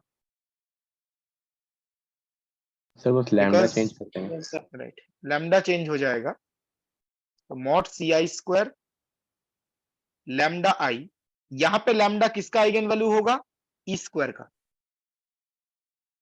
जो ई का आइगन स्टेट है वो ई स्क्वायर का भी आइगन स्टेट होगा, सिर्फ आइगन वैल्यू चेंज कर जाएगा। तो similar calculation C1 square into eigen value, यहां पे आइगन वैल्यू होगा E1 स्क्वायर,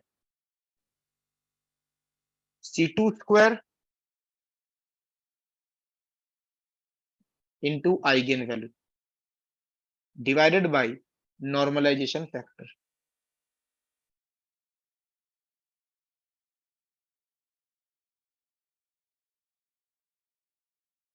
यहां से देखिए आएगा 1/2 E1 square plus E2 square. This is the expectation value of E square. हमें क्या कैलकुलेट करना है? Energy uncertainty. तो इन दोनों का यूज कर सकते हैं, फॉर्मूला तो हमें पता है। तो energy uncertainty will be equal to square root expectation value of E square minus expectation value of E square. Sir answer D आएगा। Second option. तो जो भी ऊपर कैलकुलेट किया है इसको यहाँ पे रिप्लेस कर दीजिए, जस्ट सिंप्लीफिकेशन करना है आपको। ई स्क्वायर एवरेज यह है 1/2 E1 square plus E2 square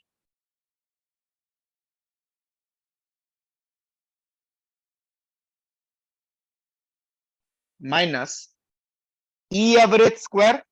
ये ई एवरेज है इसका स्क्वायर, इसका स्क्वायर करेंगे तो आ जाएगा 1/4 E1 plus E2 whole square. तो A plus B whole square, A square plus B square plus 2AB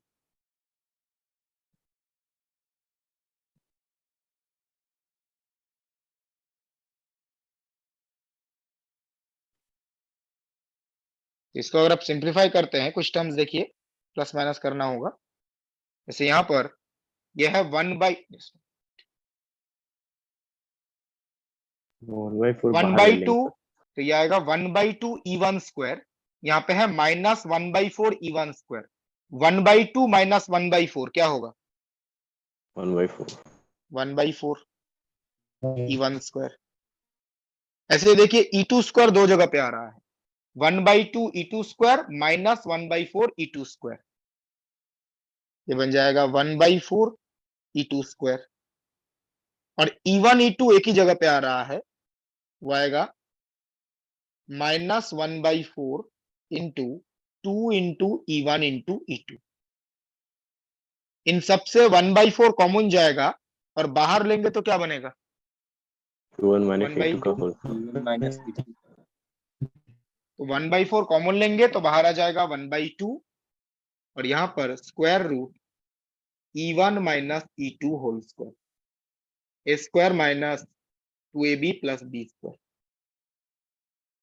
इसका स्क्वायर रूट करेंगे तो आंसर आएगा 1/2 modulus E1 minus E2। Modulus इसलिए लिया गया है बिकॉज E1 बड़ा है या E2 बड़ा है हमें नहीं पता, पर जो स्टैंडर्ड डेविएशन होता है वो पॉजिटिव होता है। इसमें पहला ऑप्शन तो बिल्कुल नहीं हो सकता बिकॉज ये नेगेटिव है। अनसर्टेनिटी जो है वो स्टैंडर्ड डेविएशन है और standard deviation is a positive quantity. तो हमें ये थोड़ी ना पता है E1 बड़ा है या E2 बड़ा है, इसलिए आंसर में मॉड साइन दिया गया है because we don't know which one is larger, E1 or E2. The second option is correct. देखिए फॉर्मूला सिमिलर ही है, जैसे position uncertainty momentum uncertainty calculate किया था, सिमिलर फॉर्मूला। यहाँ पे सिर्फ लीनियर कॉम्बिनेशन है, तो एक्सपेक्टेशन वैल्यू कैलकुलेट करने के लिए ये फॉर्मूला यूज करेंगे। पोजीशन मोमेंटम में क्या किया था? जनरल फॉर्मूला यूज किया था एक्सपेक्टेशन वैल्यू कैलकुलेट करने के लिए। यहाँ पे लीनियर कॉम्बिनेशन है तो ये फॉर्मूला यूज कर सकते हैं जो हमने कल डिस्कस किया था।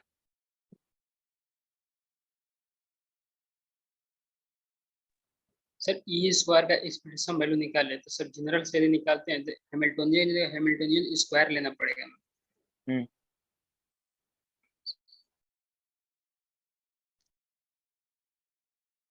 ई स्क्वायर का एवरेज निकालेंगे तो इंटीग्रेशन के अंदर आएगा psi star H cap square psi dx.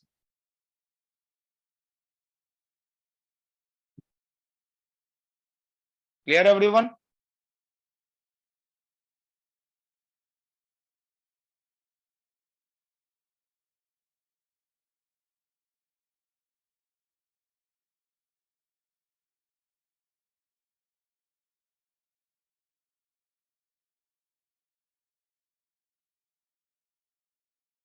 तो मैं आगे प्रोसीड कर रहा हूं। तो इस टाइप के अनसर्टेनिटी क्वेश्चंस आप सॉल्व कर सकते हैं।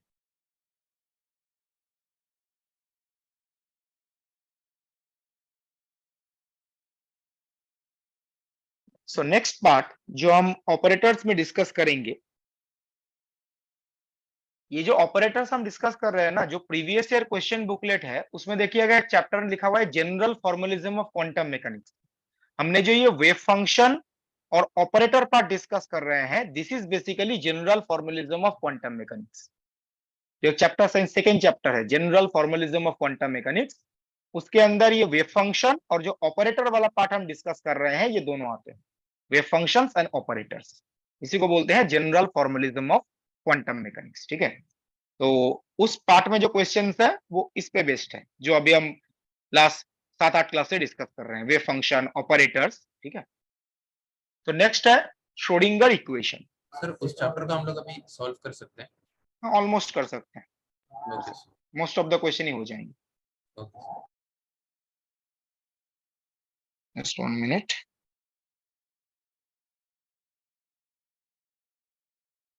किसी ने पूछा है ये पीछे वाला जो फॉर्मूला है, ये फॉर्मूला क्या हम पोजीशन मोमेंटम अनसर्टेनिटी में यूज कर सकते हैं? कल जब हमने डिराइव किया था क्या कंडीशन बताया गया था, ये फॉर्मूला कब यूज करते हैं? आइगन स्टेट होना चाहिए सर उसका ऑपरेटर का। बिल्कुल, जिसका एवरेज कैलकुलेट कर रहे हैं उसका आइगन स्टेट होना चाहिए, जो साई 1 साई 2 है। साई 1 साई 2 एनर्जी का आइगन स्टेट है, इसलिए एनर्जी का एवरेज कैलकुलेट करने के लिए ये फॉर्मूला यूज कर सकते हैं। क्वेश्चन पढ़ के तो सब कहीं से पता नहीं चल रहा है ये पोजीशन का आइगन स्टेट है। अगर ये पोजीशन का आइगन स्टेट होता तो पोजीशन का एवरेज कैलकुलेट करने के लिए यूज कर सकते थे, बट वो हमें पता नहीं है। अगर मोमेंटम का आइगन स्टेट होता तो मोमेंटम का एवरेज कैलकुलेट करने के लिए ये फॉर्मूला यूज कर सकते हैं। तो जिसका एवरेज आप कैलकुलेट करना चाहते हैं उसका आइगन स्टेट होना चाहिए, तभी आप ये फॉर्मूला अप्लाई कर सकते हैं।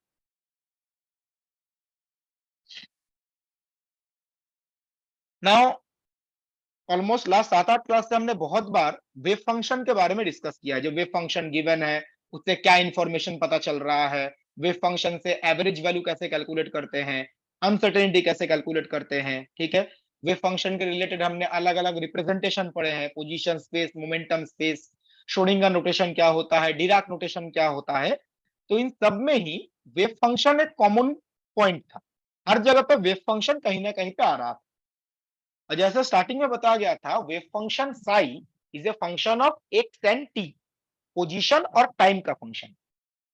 अब क्वेश्चन ये है, किसी भी क्वांटम मैकेनिकल सिस्टम के लिए ये वेव फंक्शन कैलकुलेट कैसे करते हैं, वेव फंक्शन क्या होगा, ये कहां से पता चलता है। अभी तक हमने जितना भी डिस्कशन किया है उसमें वेव फंक्शन गिवन था, उसके बाद कुछ कैलकुलेशन करने को बोला जाता था, बट ये वेव फंक्शन कैलकुलेट कहां से करते हैं, ठीक है। और स्पेसिफिकली यहां पे हम कौन से वेव फंक्शन की बात कर रहे हैं, एनर्जी आइगन स्टेट्स की बात कर रहे हैं स्पेसिफिकली, ठीक है। यहाँ पे जो हम थोड़ी देर बाद डिस्कस करेंगे, एनर्जी आइगन स्टेट्स की बात करेंगे, बिकॉज जो भी एनालिसिस हम करते हैं that is in terms of energy eigen state. तो wave function of the particle क्या होगा, यह हमें कहां से पता चलता है, from the solution of the Schrodinger equation. Schrodinger equation का जो सॉल्यूशन है उससे हमें साई के बारे में आइडिया मिलता है, wave function of the particle. अब वो श्रोडिंगर इक्वेशन क्या है, उसको सॉल्व कैसे करते हैं, वही अभी हम डिस्कस करेंगे। देखिए, read the first line. Suppose we have a particle of mass m and energy E, and the particle is moving along x-axis under the influence of the time-independent potential V of x. तो particle का मास m है, energy E है, particle x axis के along move कर रहा है, and the particle is moving under the influence of A potential V of x. ये time independent potential है। टाइम डिपेंडेंट पोटेंशियल भी होते हैं, वो हमारे सिलेबस में नहीं है। मास्टर्स में जाके जब आप पर्टर्बेशन थ्योरी पढ़ेंगे उसमें एक टाइम डिपेंडेंट पोटेंशियल का पार्ट आएगा। जब टाइम डिपेंडेंट पोटेंशियल है तो उसका वे फंक्शन एनर्जी कैलकुलेट कैसे करते हैं, तो टाइम डिपेंडेंट पर्टर्बेशन थ्योरी में वो है। हमारे सिलेबस में जो भी पोटेंशियल हम डिस्कस करेंगे वो सारा टाइम इंडिपेंडेंट पोटेंशियल, जो सिर्फ पोजीशन पे डिपेंड करता है, टाइम पे नहीं। तो पार्टिकल इस पोटेंशियल के अंदर मूव कर रहा है ना। अगर आपको ध्यान है, जब हमने ऑपरेटर फॉर्मुलिज्म स्टार्ट किया था, आई थिंक फर्स्ट लेक्चर में ही डिफरेंट फिजिकल क्वांटिटी के कॉरिस्पॉन्डिंग ऑपरेटर्स क्या होते हैं वो बताया गया था। तो एनर्जी के कॉरिस्पॉन्डिंग जो ऑपरेटर है उसके दो फॉर्मेट्स बताए गए थे। पहला फॉर्मेट था इन terms of position, minus H cut square by 2m del 2 del x2 plus v ऑफ x। एक तो पोजीशन के फॉर्म में था, ये भी एनर्जी ऑपरेटर है, और दूसरा फॉर्मेट क्या था एनर्जी ऑपरेटर का, iota H cut del del t. Energy operator के दो डिफरेंट मैथमेटिकल फॉर्मेट है, एक पोजीशन डेरिवेटिव के फॉर्म में, एक टाइम डेरिवेटिव के फॉर्म में। आपको ध्यान है, मैंने बताया था आप इनमें से कोई भी फॉर्मेट यूज करो, आइदर पोजीशन डेरिवेटिव और टाइम डेरिवेटिव, दोनों से पार्टिकल के या सिस्टम के एनर्जी के बारे में जो इंफॉर्मेशन पता चलता है वो सेम है। मतलब आप ये यूज करेंगे, एनर्जी के बारे में जो इंफॉर्मेशन पता चलेगा, अगर आप ये यूज करते हैं एनर्जी के बारे में सेम इंफॉर्मेशन पता चलता है। ये सिर्फ लिखने के दो अलग अलग तरीके हैं, एक में पोजीशन डेरिवेटिव, एक में टाइम डेरिवेटिव। अदरवाइज दोनों मैथमेटिकल फॉर्मेट से पार्टिकल के एनर्जी के बारे में सेम इंफॉर्मेशन मिलता है। जो श्रोडिंगर इक्वेशन है वो ये सिंपल सा कॉन्सेप्ट ही बताता है। जब एच कैप यूज करो, मतलब ये फॉर्मेट यूज करो, या ई कैप यूज करो, ये फॉर्मेट, दोनों से सेम इंफॉर्मेशन पता चलेगा। जो यहाँ पे लिखा गया है देखिए, H cap psi equal to E cap psi, दोनों तरफ ऑपरेटर है, be careful. H cap psi equal to E cap psi. इसका मतलब है psi is the state of the particle, आपने एच कैप ऑपरेट किया। एच कैप ऑपरेट करने का फिजिकल मीनिंग क्या है? Measurement of the measurement of energy यहाँ पे होगा, ठीक है। तो एच कैप ऑपरेट करने का मतलब है energy measurement. Right hand side में पार्टिकल साई स्टेट में है, आपने ई कैप ऑपरेट किया, यहाँ पे आप किसका मेजरमेंट कर रहे हो? एनर्जी का। एनर्जी। और दोनों इक्वल होने का मतलब है इससे जो रिजल्ट आएगा और इससे जो रिजल्ट आएगा दोनों इक्वल होंगे। जो मैंने बोला था, इनमें से आप कोई भी फॉर्मेट यूज करो, एनर्जी के बारे में जो इंफॉर्मेशन पता चलता है वो सेम है, और इसी को बोला जाता है this is the most general form of Schrodinger equation.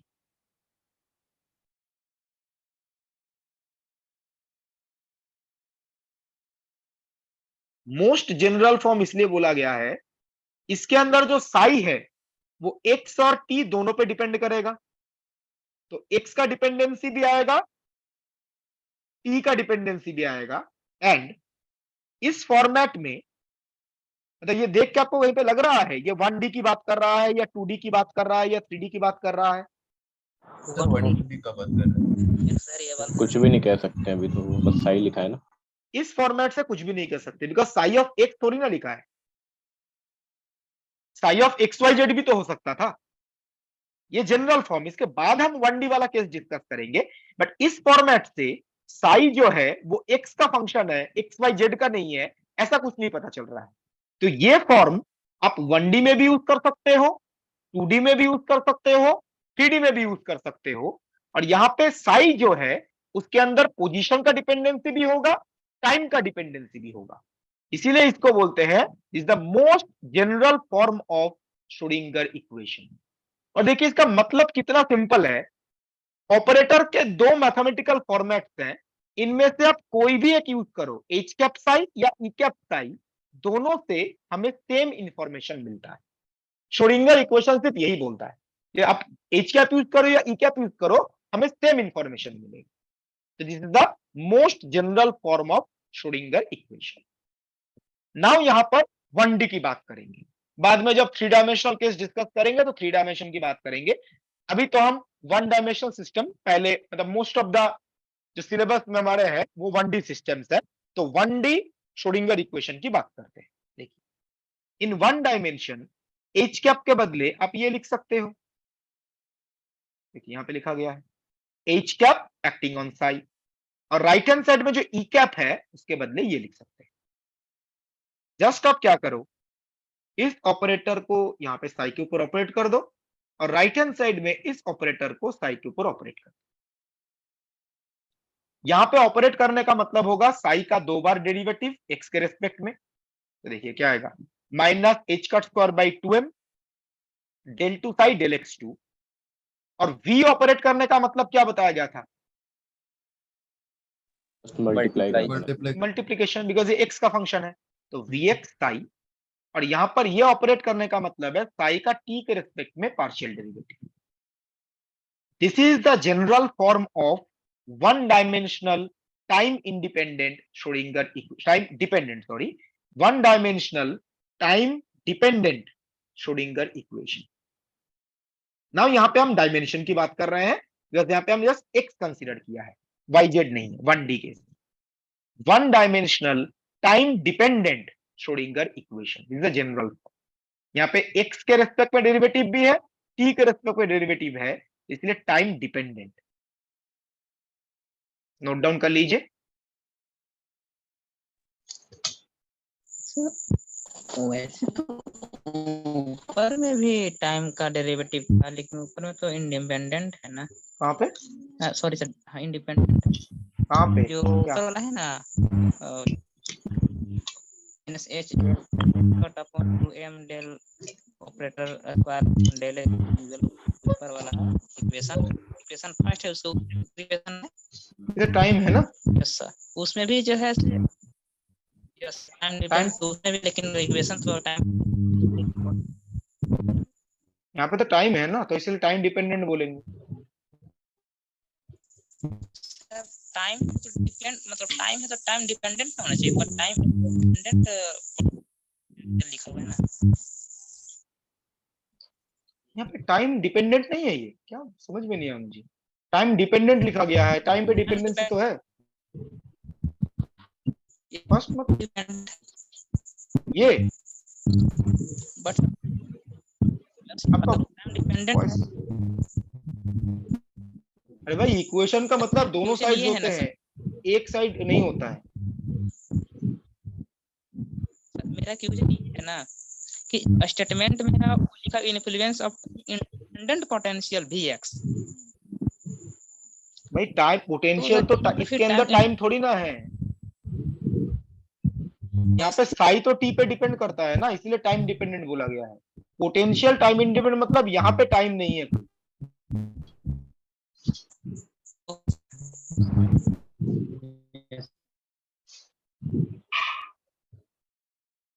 Sir बताइए।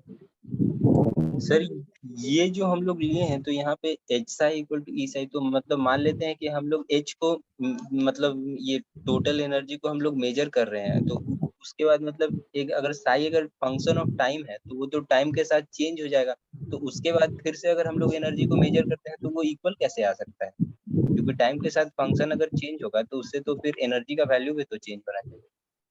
अगर टाइम के साथ साथ पार्टिकल ग्राउंड स्टेट में ही है, ट्रांजिशन नहीं कर रहा है, तो एनर्जी तो सेम ही आएगा ना। यस। अगर वो ग्राउंड स्टेट में ना होकर लीनियर कॉम्बिनेशन में होता है, या कोई आप एनर्जी सप्लाई करते हो जिससे वो ट्रांजिशन कर सकता है, तब हो सकता है एनर्जी चेंज। बट पार्टिकल अगर एक पर्टिकुलर आइगन स्टेट में है तो किसी भी टाइम पे मेजर करो वो तो एनर्जी सेम ही आएगा। ठीक है सर, अगर पोटेंशियल टाइम पे डिपेंडेंट होता तो हैमिल्टनियन ये एनर्जी ऑपरेटर से इक्वल नहीं होता क्या?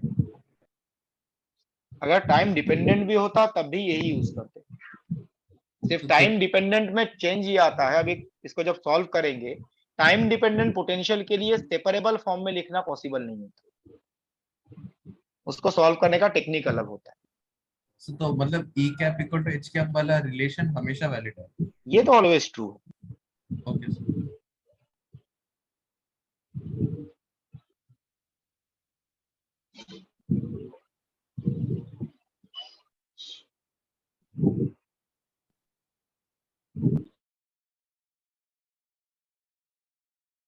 डन हो गया। सर ये जो मोस्ट जनरल फॉर्म है वो सर टाइम डिपेंडेंट और टाइम इंडिपेंडेंट सर दोनों के लिए वैलिड है। इसमें टाइम डिपेंडेंट है, मोस्ट जनरल बोलने का मतलब है टाइम डिपेंडेंसी आएगा ही। इंडिपेंडेंट तो एक स्पेशल केस हो गया ना, इसमें टाइम डिपेंडेंसी नहीं है। जब हम मोस्ट जनरल बोल रहे हैं इसका मतलब इसके अंदर टाइम और पोजीशन दोनों प्रेजेंट है, दोनों का डिपेंडेंस। इंडिपेंडेंट वाला क्या होगा अभी कुछ देर बाद डिस्कस कर।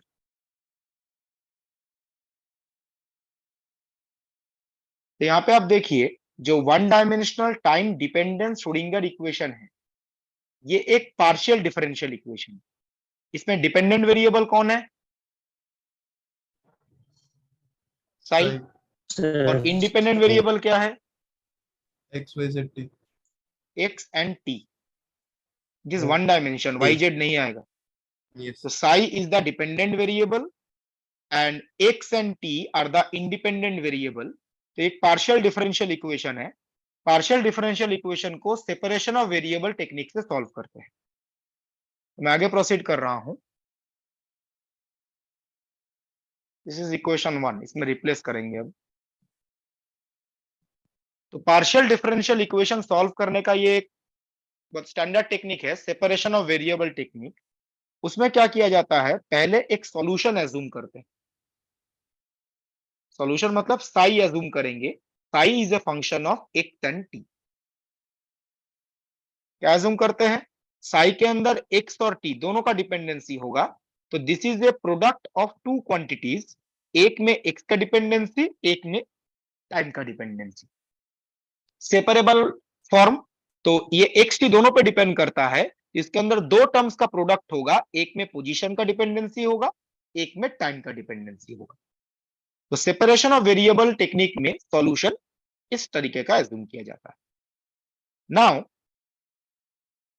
ये सॉल्यूशन जो एज्यूम किया गया, इसको अगर आप इक्वेशन 1 में रिप्लेस करते हैं, इक्वेशन 1 मतलब ये, इक्वेशन 1 में रिप्लेस करने के लिए आपको ये डेरिवेटिव्स कैलकुलेट करने होंगे। तो जो पार्शियल डेरिवेटिव्स है वो अगर आप कैलकुलेट करो, del psi del t time के रिस्पेक्ट में एक बार पार्शियल डेरिवेटिव, तो इसमें जो पोजीशन वाला पार्ट है वो कांस्टेंट की तरह बिहेव करेगा। तो डेल साई डेल टी होगा कैपिटल एक्स कांस्टेंट, जो टाइम डिपेंडेंट पार्ट है उसका डेरिवेटिव। सर इधर कैपिटल एक्स कैपिटल टी क्या है? सम फंक्शन, कैपिटल एक्स एक्स का फंक्शन है, कैपिटल टी टी का फंक्शन, सम फंक्शन। सर तो जरूरी नहीं है ना कि अगर शाई एक्स टी का फंक्शन है तो फिर वो एक्स और टी का मल्टीप्लिकेशन में ही हो। अगर कोई दूसरा सॉल्यूशन ले लेते हैं तो उसमें सॉल्यूशन जो है वो एग्जिस्ट नहीं करता है, ये चेक करके देखा गया।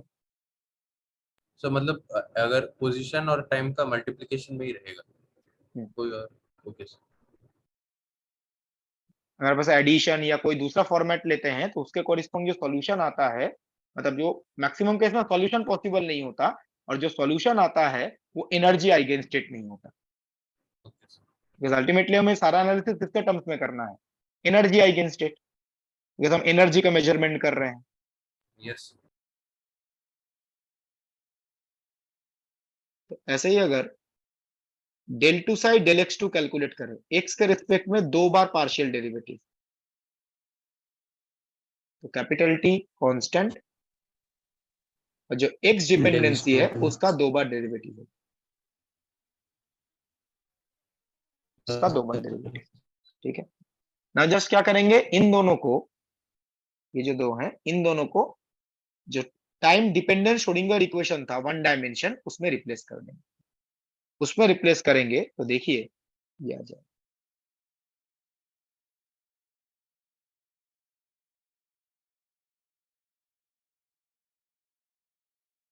जो del two psi del x two था उसके बदले ये रिप्लेस कर दिया, और राइट हैंड साइड में जो डेल साई डेल टी था उसके बदले ये रिप्लेस कर दिया।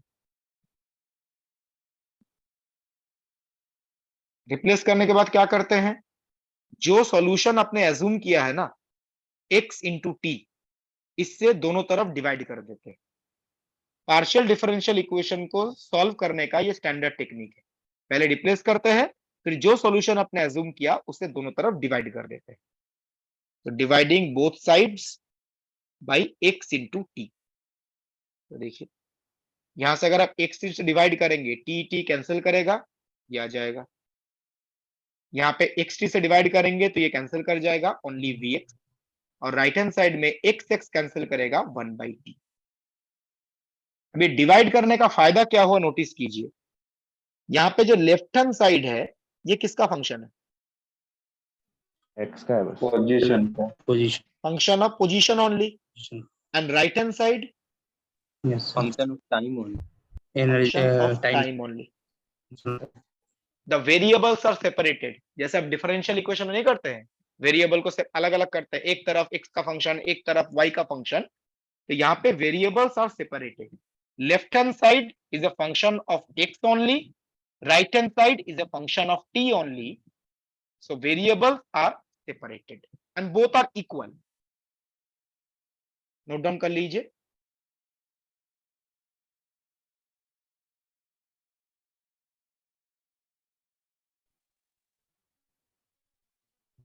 जो भी बोल रहे हैं वॉइस ब्रेक कर रहे हैं।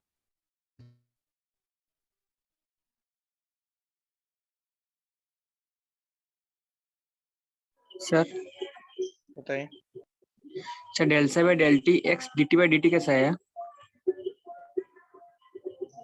मतलब इसका डेरिवेटिव किया तो यही आएगा ना, ये तो x का फंक्शन है ना, तो ये कांस्टेंट की तरह बिहेव करेगा बिकॉज पार्शियल डेरिवेटिव है। सर डेल डी डी में कैसे बदल गया? t किसका फंक्शन है, कैपिटल T किसका फंक्शन है?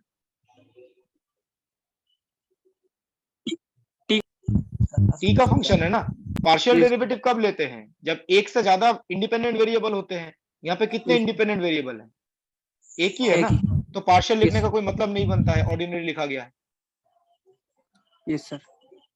जब एक से ज्यादा इंडिपेंडेंट वेरिएबल होता है, जैसे यहाँ पे एक्स और टी है, तब पार्शियल यूज करते हैं। यहाँ पे तो कैपिटल टी सिर्फ टी का ही फंक्शन है, तो यहाँ पे पार्शियल लिखने का कोई मतलब नहीं है। अब लिख सकते हैं बट कोई मतलब नहीं होगा। Yes, sir. Yes.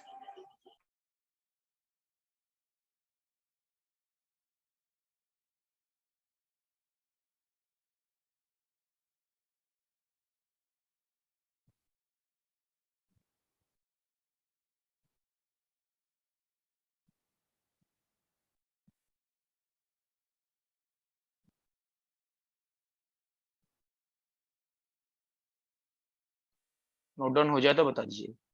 हो गया सर।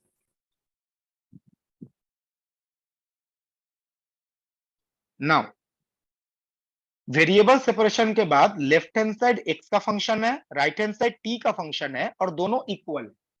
तो एक तरफ एक्स के टर्म्स हैं, दूसरी तरफ टी के टर्म्स हैं, और दोनों इक्वल बताए गए हैं। तो ये चेक करके देखा गया, सॉल्यूशन तभी एग्जिस्ट करता है when both sides are equal to some constant. जे एक तरफ एक्स के टर्म्स है, दूसरी तरफ टी के टर्म्स हैं, और दोनों इक्वल हैं, तो सॉल्यूशन तभी एग्जिस्ट करेगा when both sides are equal to some constant. ये चेक करके देखा गया है पार्शियल डिफरेंशियल इक्वेशन में। तो ये चीज यहां पे लिखा गया, देखिए, LHS is a function of x only, RHS is a function of t only. So for the existence of the solution, both sides should be equal to some constant.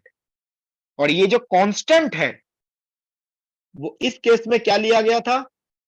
Energy of the particle, E. ये both side will be equal to some constant. तो ये जो energy है,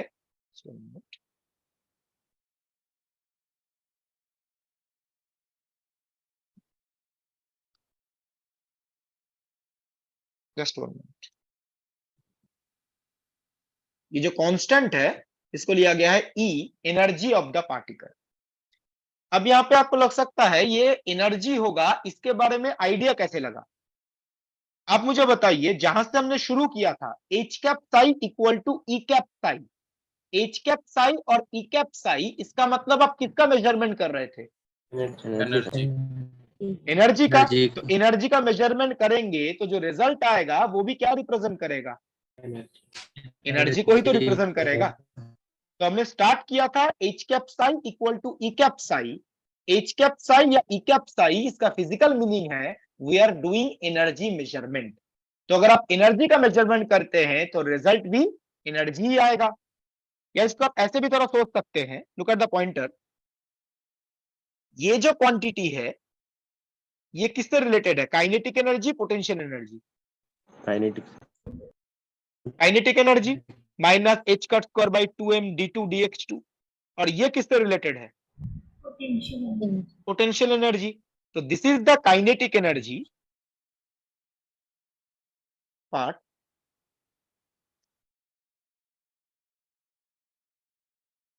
and जो v ऑफ x है that is the potential energy part. तो kinetic energy plus potential energy, इन दोनों को ऐड करेंगे तो ऑब्वियसली क्या आएगा? Total energy. ठीक है, तो एक तो तरीका है आप एनर्जी का मेजरमेंट कर रहे थे तो रिजल्ट एनर्जी आएगा, और दूसरा तरीका है इस इक्वेशन में एक पार्ट तो काइनेटिक एनर्जी से रिलेटेड है, दूसरा पार्ट पोटेंशियल एनर्जी से, तो दोनों को ऐड करेंगे तो ऑब्वियसली टोटल एनर्जी ही आएगा। तो both sides, x dependency, t dependency equal to some constant E, energy. और यहां से एक इंपॉर्टेंट पार्ट ध्यान रखिएगा, ये जो E है इसी को हम बोलते हैं energy eigen value. This is energy eigen value, और ये कांस्टेंट है। मतलब ये क्या x और t पे डिपेंड करता है?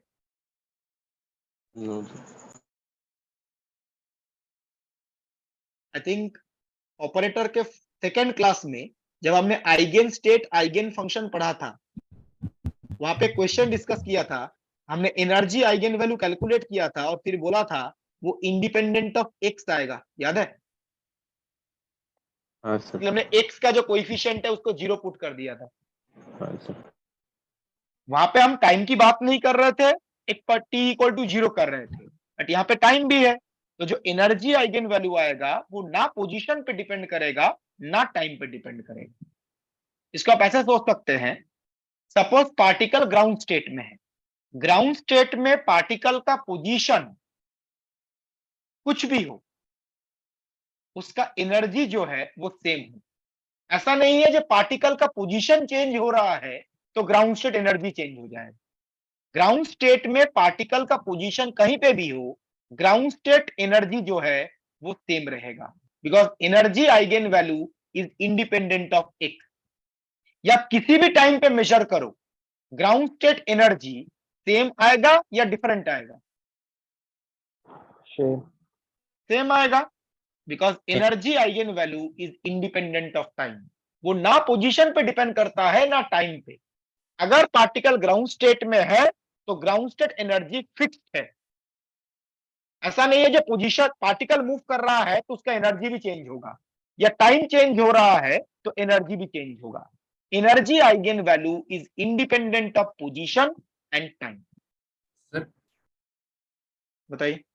सर तो ये पूरा स्क्रोडिंगर इक्वेशन में जो साई यूज करते हैं वो सिर्फ एनर्जी आइगन स्टेट ही होना चाहिए? साई जो है, बिल्कुल हम H cap psi equal to E cap psi energy का मेजरमेंट कर रहे हैं। सर तो एनर्जी आइगन स्टेट ही होना चाहिए। लाइक अगर बिल्कुल। वो मोमेंटम आइगन स्टेट या फिर कुछ और हो गया तो फिर स्क्रोडिंगर वेव इक्वेशन में डाल सकते हैं। उसमें रिजल्ट सेम नहीं आएगा, पॉसिबल रिजल्ट अलग अलग है। सर मतलब इक्वेशन तो वैलिड होगा लेकिन ऐसे एक कांस्टेंट ही नहीं आएगा। Right right. इसलिए हम श्रोडिंगर इक्वेशन से जो सॉल्यूशन कैलकुलेट करते हैं वो हम एनर्जी आइगन स्टेट का ही यूज करते हैं, not other eigen states. Okay because अगर आप दूसरे आइगन स्टेट्स उसमें यूज करने गए, उसमें रिजल्ट तो सर्टेन होगा नहीं, तो एनालिसिस कैसे करेंगे? सर सर्टेन नहीं होगा का इसका मतलब क्या है? मतलब अलग अलग रिजल्ट आएंगे। Okay sir. आप एनर्जी का मेजरमेंट करेंगे उस स्टेट में तो डिफरेंट वैल्यूज पॉसिबल है, सिंगल रिजल्ट नहीं आएगा, मल्टीपल पॉसिबल वैल्यूज होंगे ओके जब आप मेजरमेंट करेंगे। यस सर बताइए। सर बाकी कोई आइगन स्टेट के लिए हम ऑपरेट नहीं कर सकते ना, क्योंकि एनर्जी के लिए हमारे पास दो ऑपरेटर है, जैसे हैमिल्टन और टी के फॉर्म में दो ऑपरेटर। बाकी के लिए हमारे पास दो ऑपरेटर तो नहीं है, तो ऐसा ऑपरेट हम कर ही नहीं सकते जिससे कि कांस्टेंट कोई आइगन वैल्यू आए ऐसा कुछ। बाकी अगर आएगा, बाकी जो साई है पोजीशन आइगन स्टेट देखने में कैसा होता है? Dirac delta. Momentum eigen state देखने में कैसा होता है? Plane wave. वो क्या बाउंड स्टेट वेव फंक्शन होता है? Yes sir. तो लेने का कोई फायदा नहीं है ना। हम्म। मैथमेटिक्स तो हम कर सकते हैं बट फायदा कुछ नहीं होगा। Dirac delta function, plane wave, इसके कॉरिस्पॉन्डिंग ये फर्स्ट थिंग, प्लेन वेव तो बाउंड स्टेट को रिप्रेजेंट नहीं करता, और किसी भी फिजिकल सिस्टम में वेव फंक्शन डिराक डेल्टा आता नहीं है। ठीक है। Yes sir. तो सही लीनियर कॉम्बिनेशन हो सकता है ना? हो सकता है। तो उस केस में फिर अनसर्टेनिटी आएगी, और ऐसे अगर देखेंगे बिल्कुल। तो नहीं आएगा अगर एक पर्टिकुलर रहेगा तो। एक पर्टिकुलर आइगन स्टेट लेंगे तो अनसर्टेनिटी नहीं आएगा, लिनियर कॉम्बिनेशन लेंगे तो अनसर्टेनिटी आएगा। सर तो लीनियर जैसे भी कॉम्बिनेशन लेंगे तो सर ई जो है वो कोई कांस्टेंट वैल्यू आएगी? कांस्टेंट ही आएगा, मल्टीपल वैल्यूज आएंगे, E1 E2 E3। हाँ अच्छा। जैसे भी कुछ देर पहले जस्ट का क्वेश्चन डिस्कस नहीं किया था, साई 1 प्लस साई 2 अनसर्टेनिटी पूछा गया था। हाँ तो साई 1 प्लस साई 2 स्टेट में अगर आप एनर्जी का मेजरमेंट करो, तो उसका सम आप कैसा कर पूछा था अनसर्टेनिटी?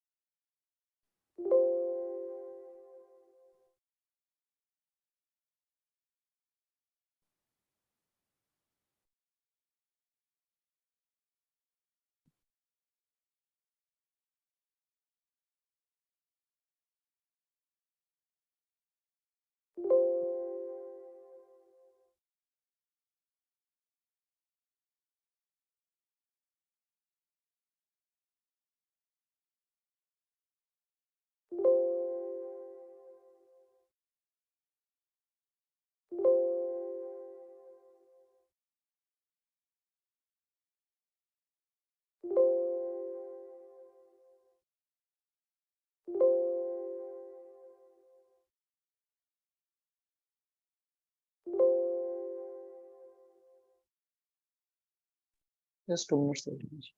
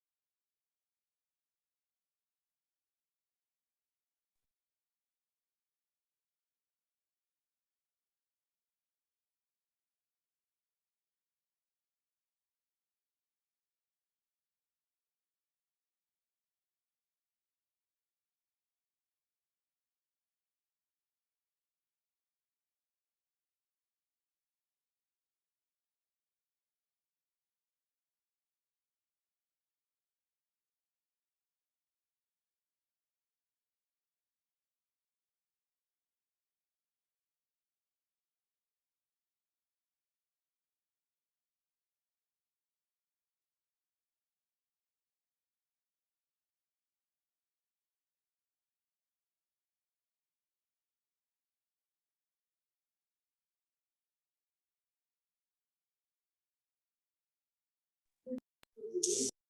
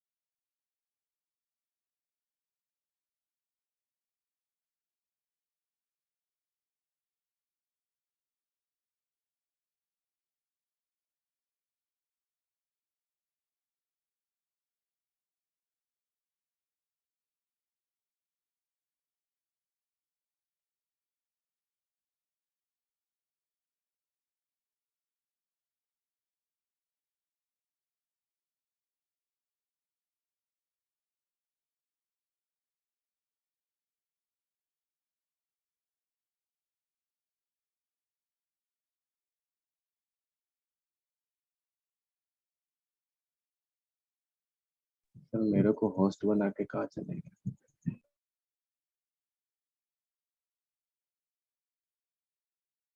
सर का वो शायद पीपीटी में कुछ ये हुआ था। एरर आ गया है वो।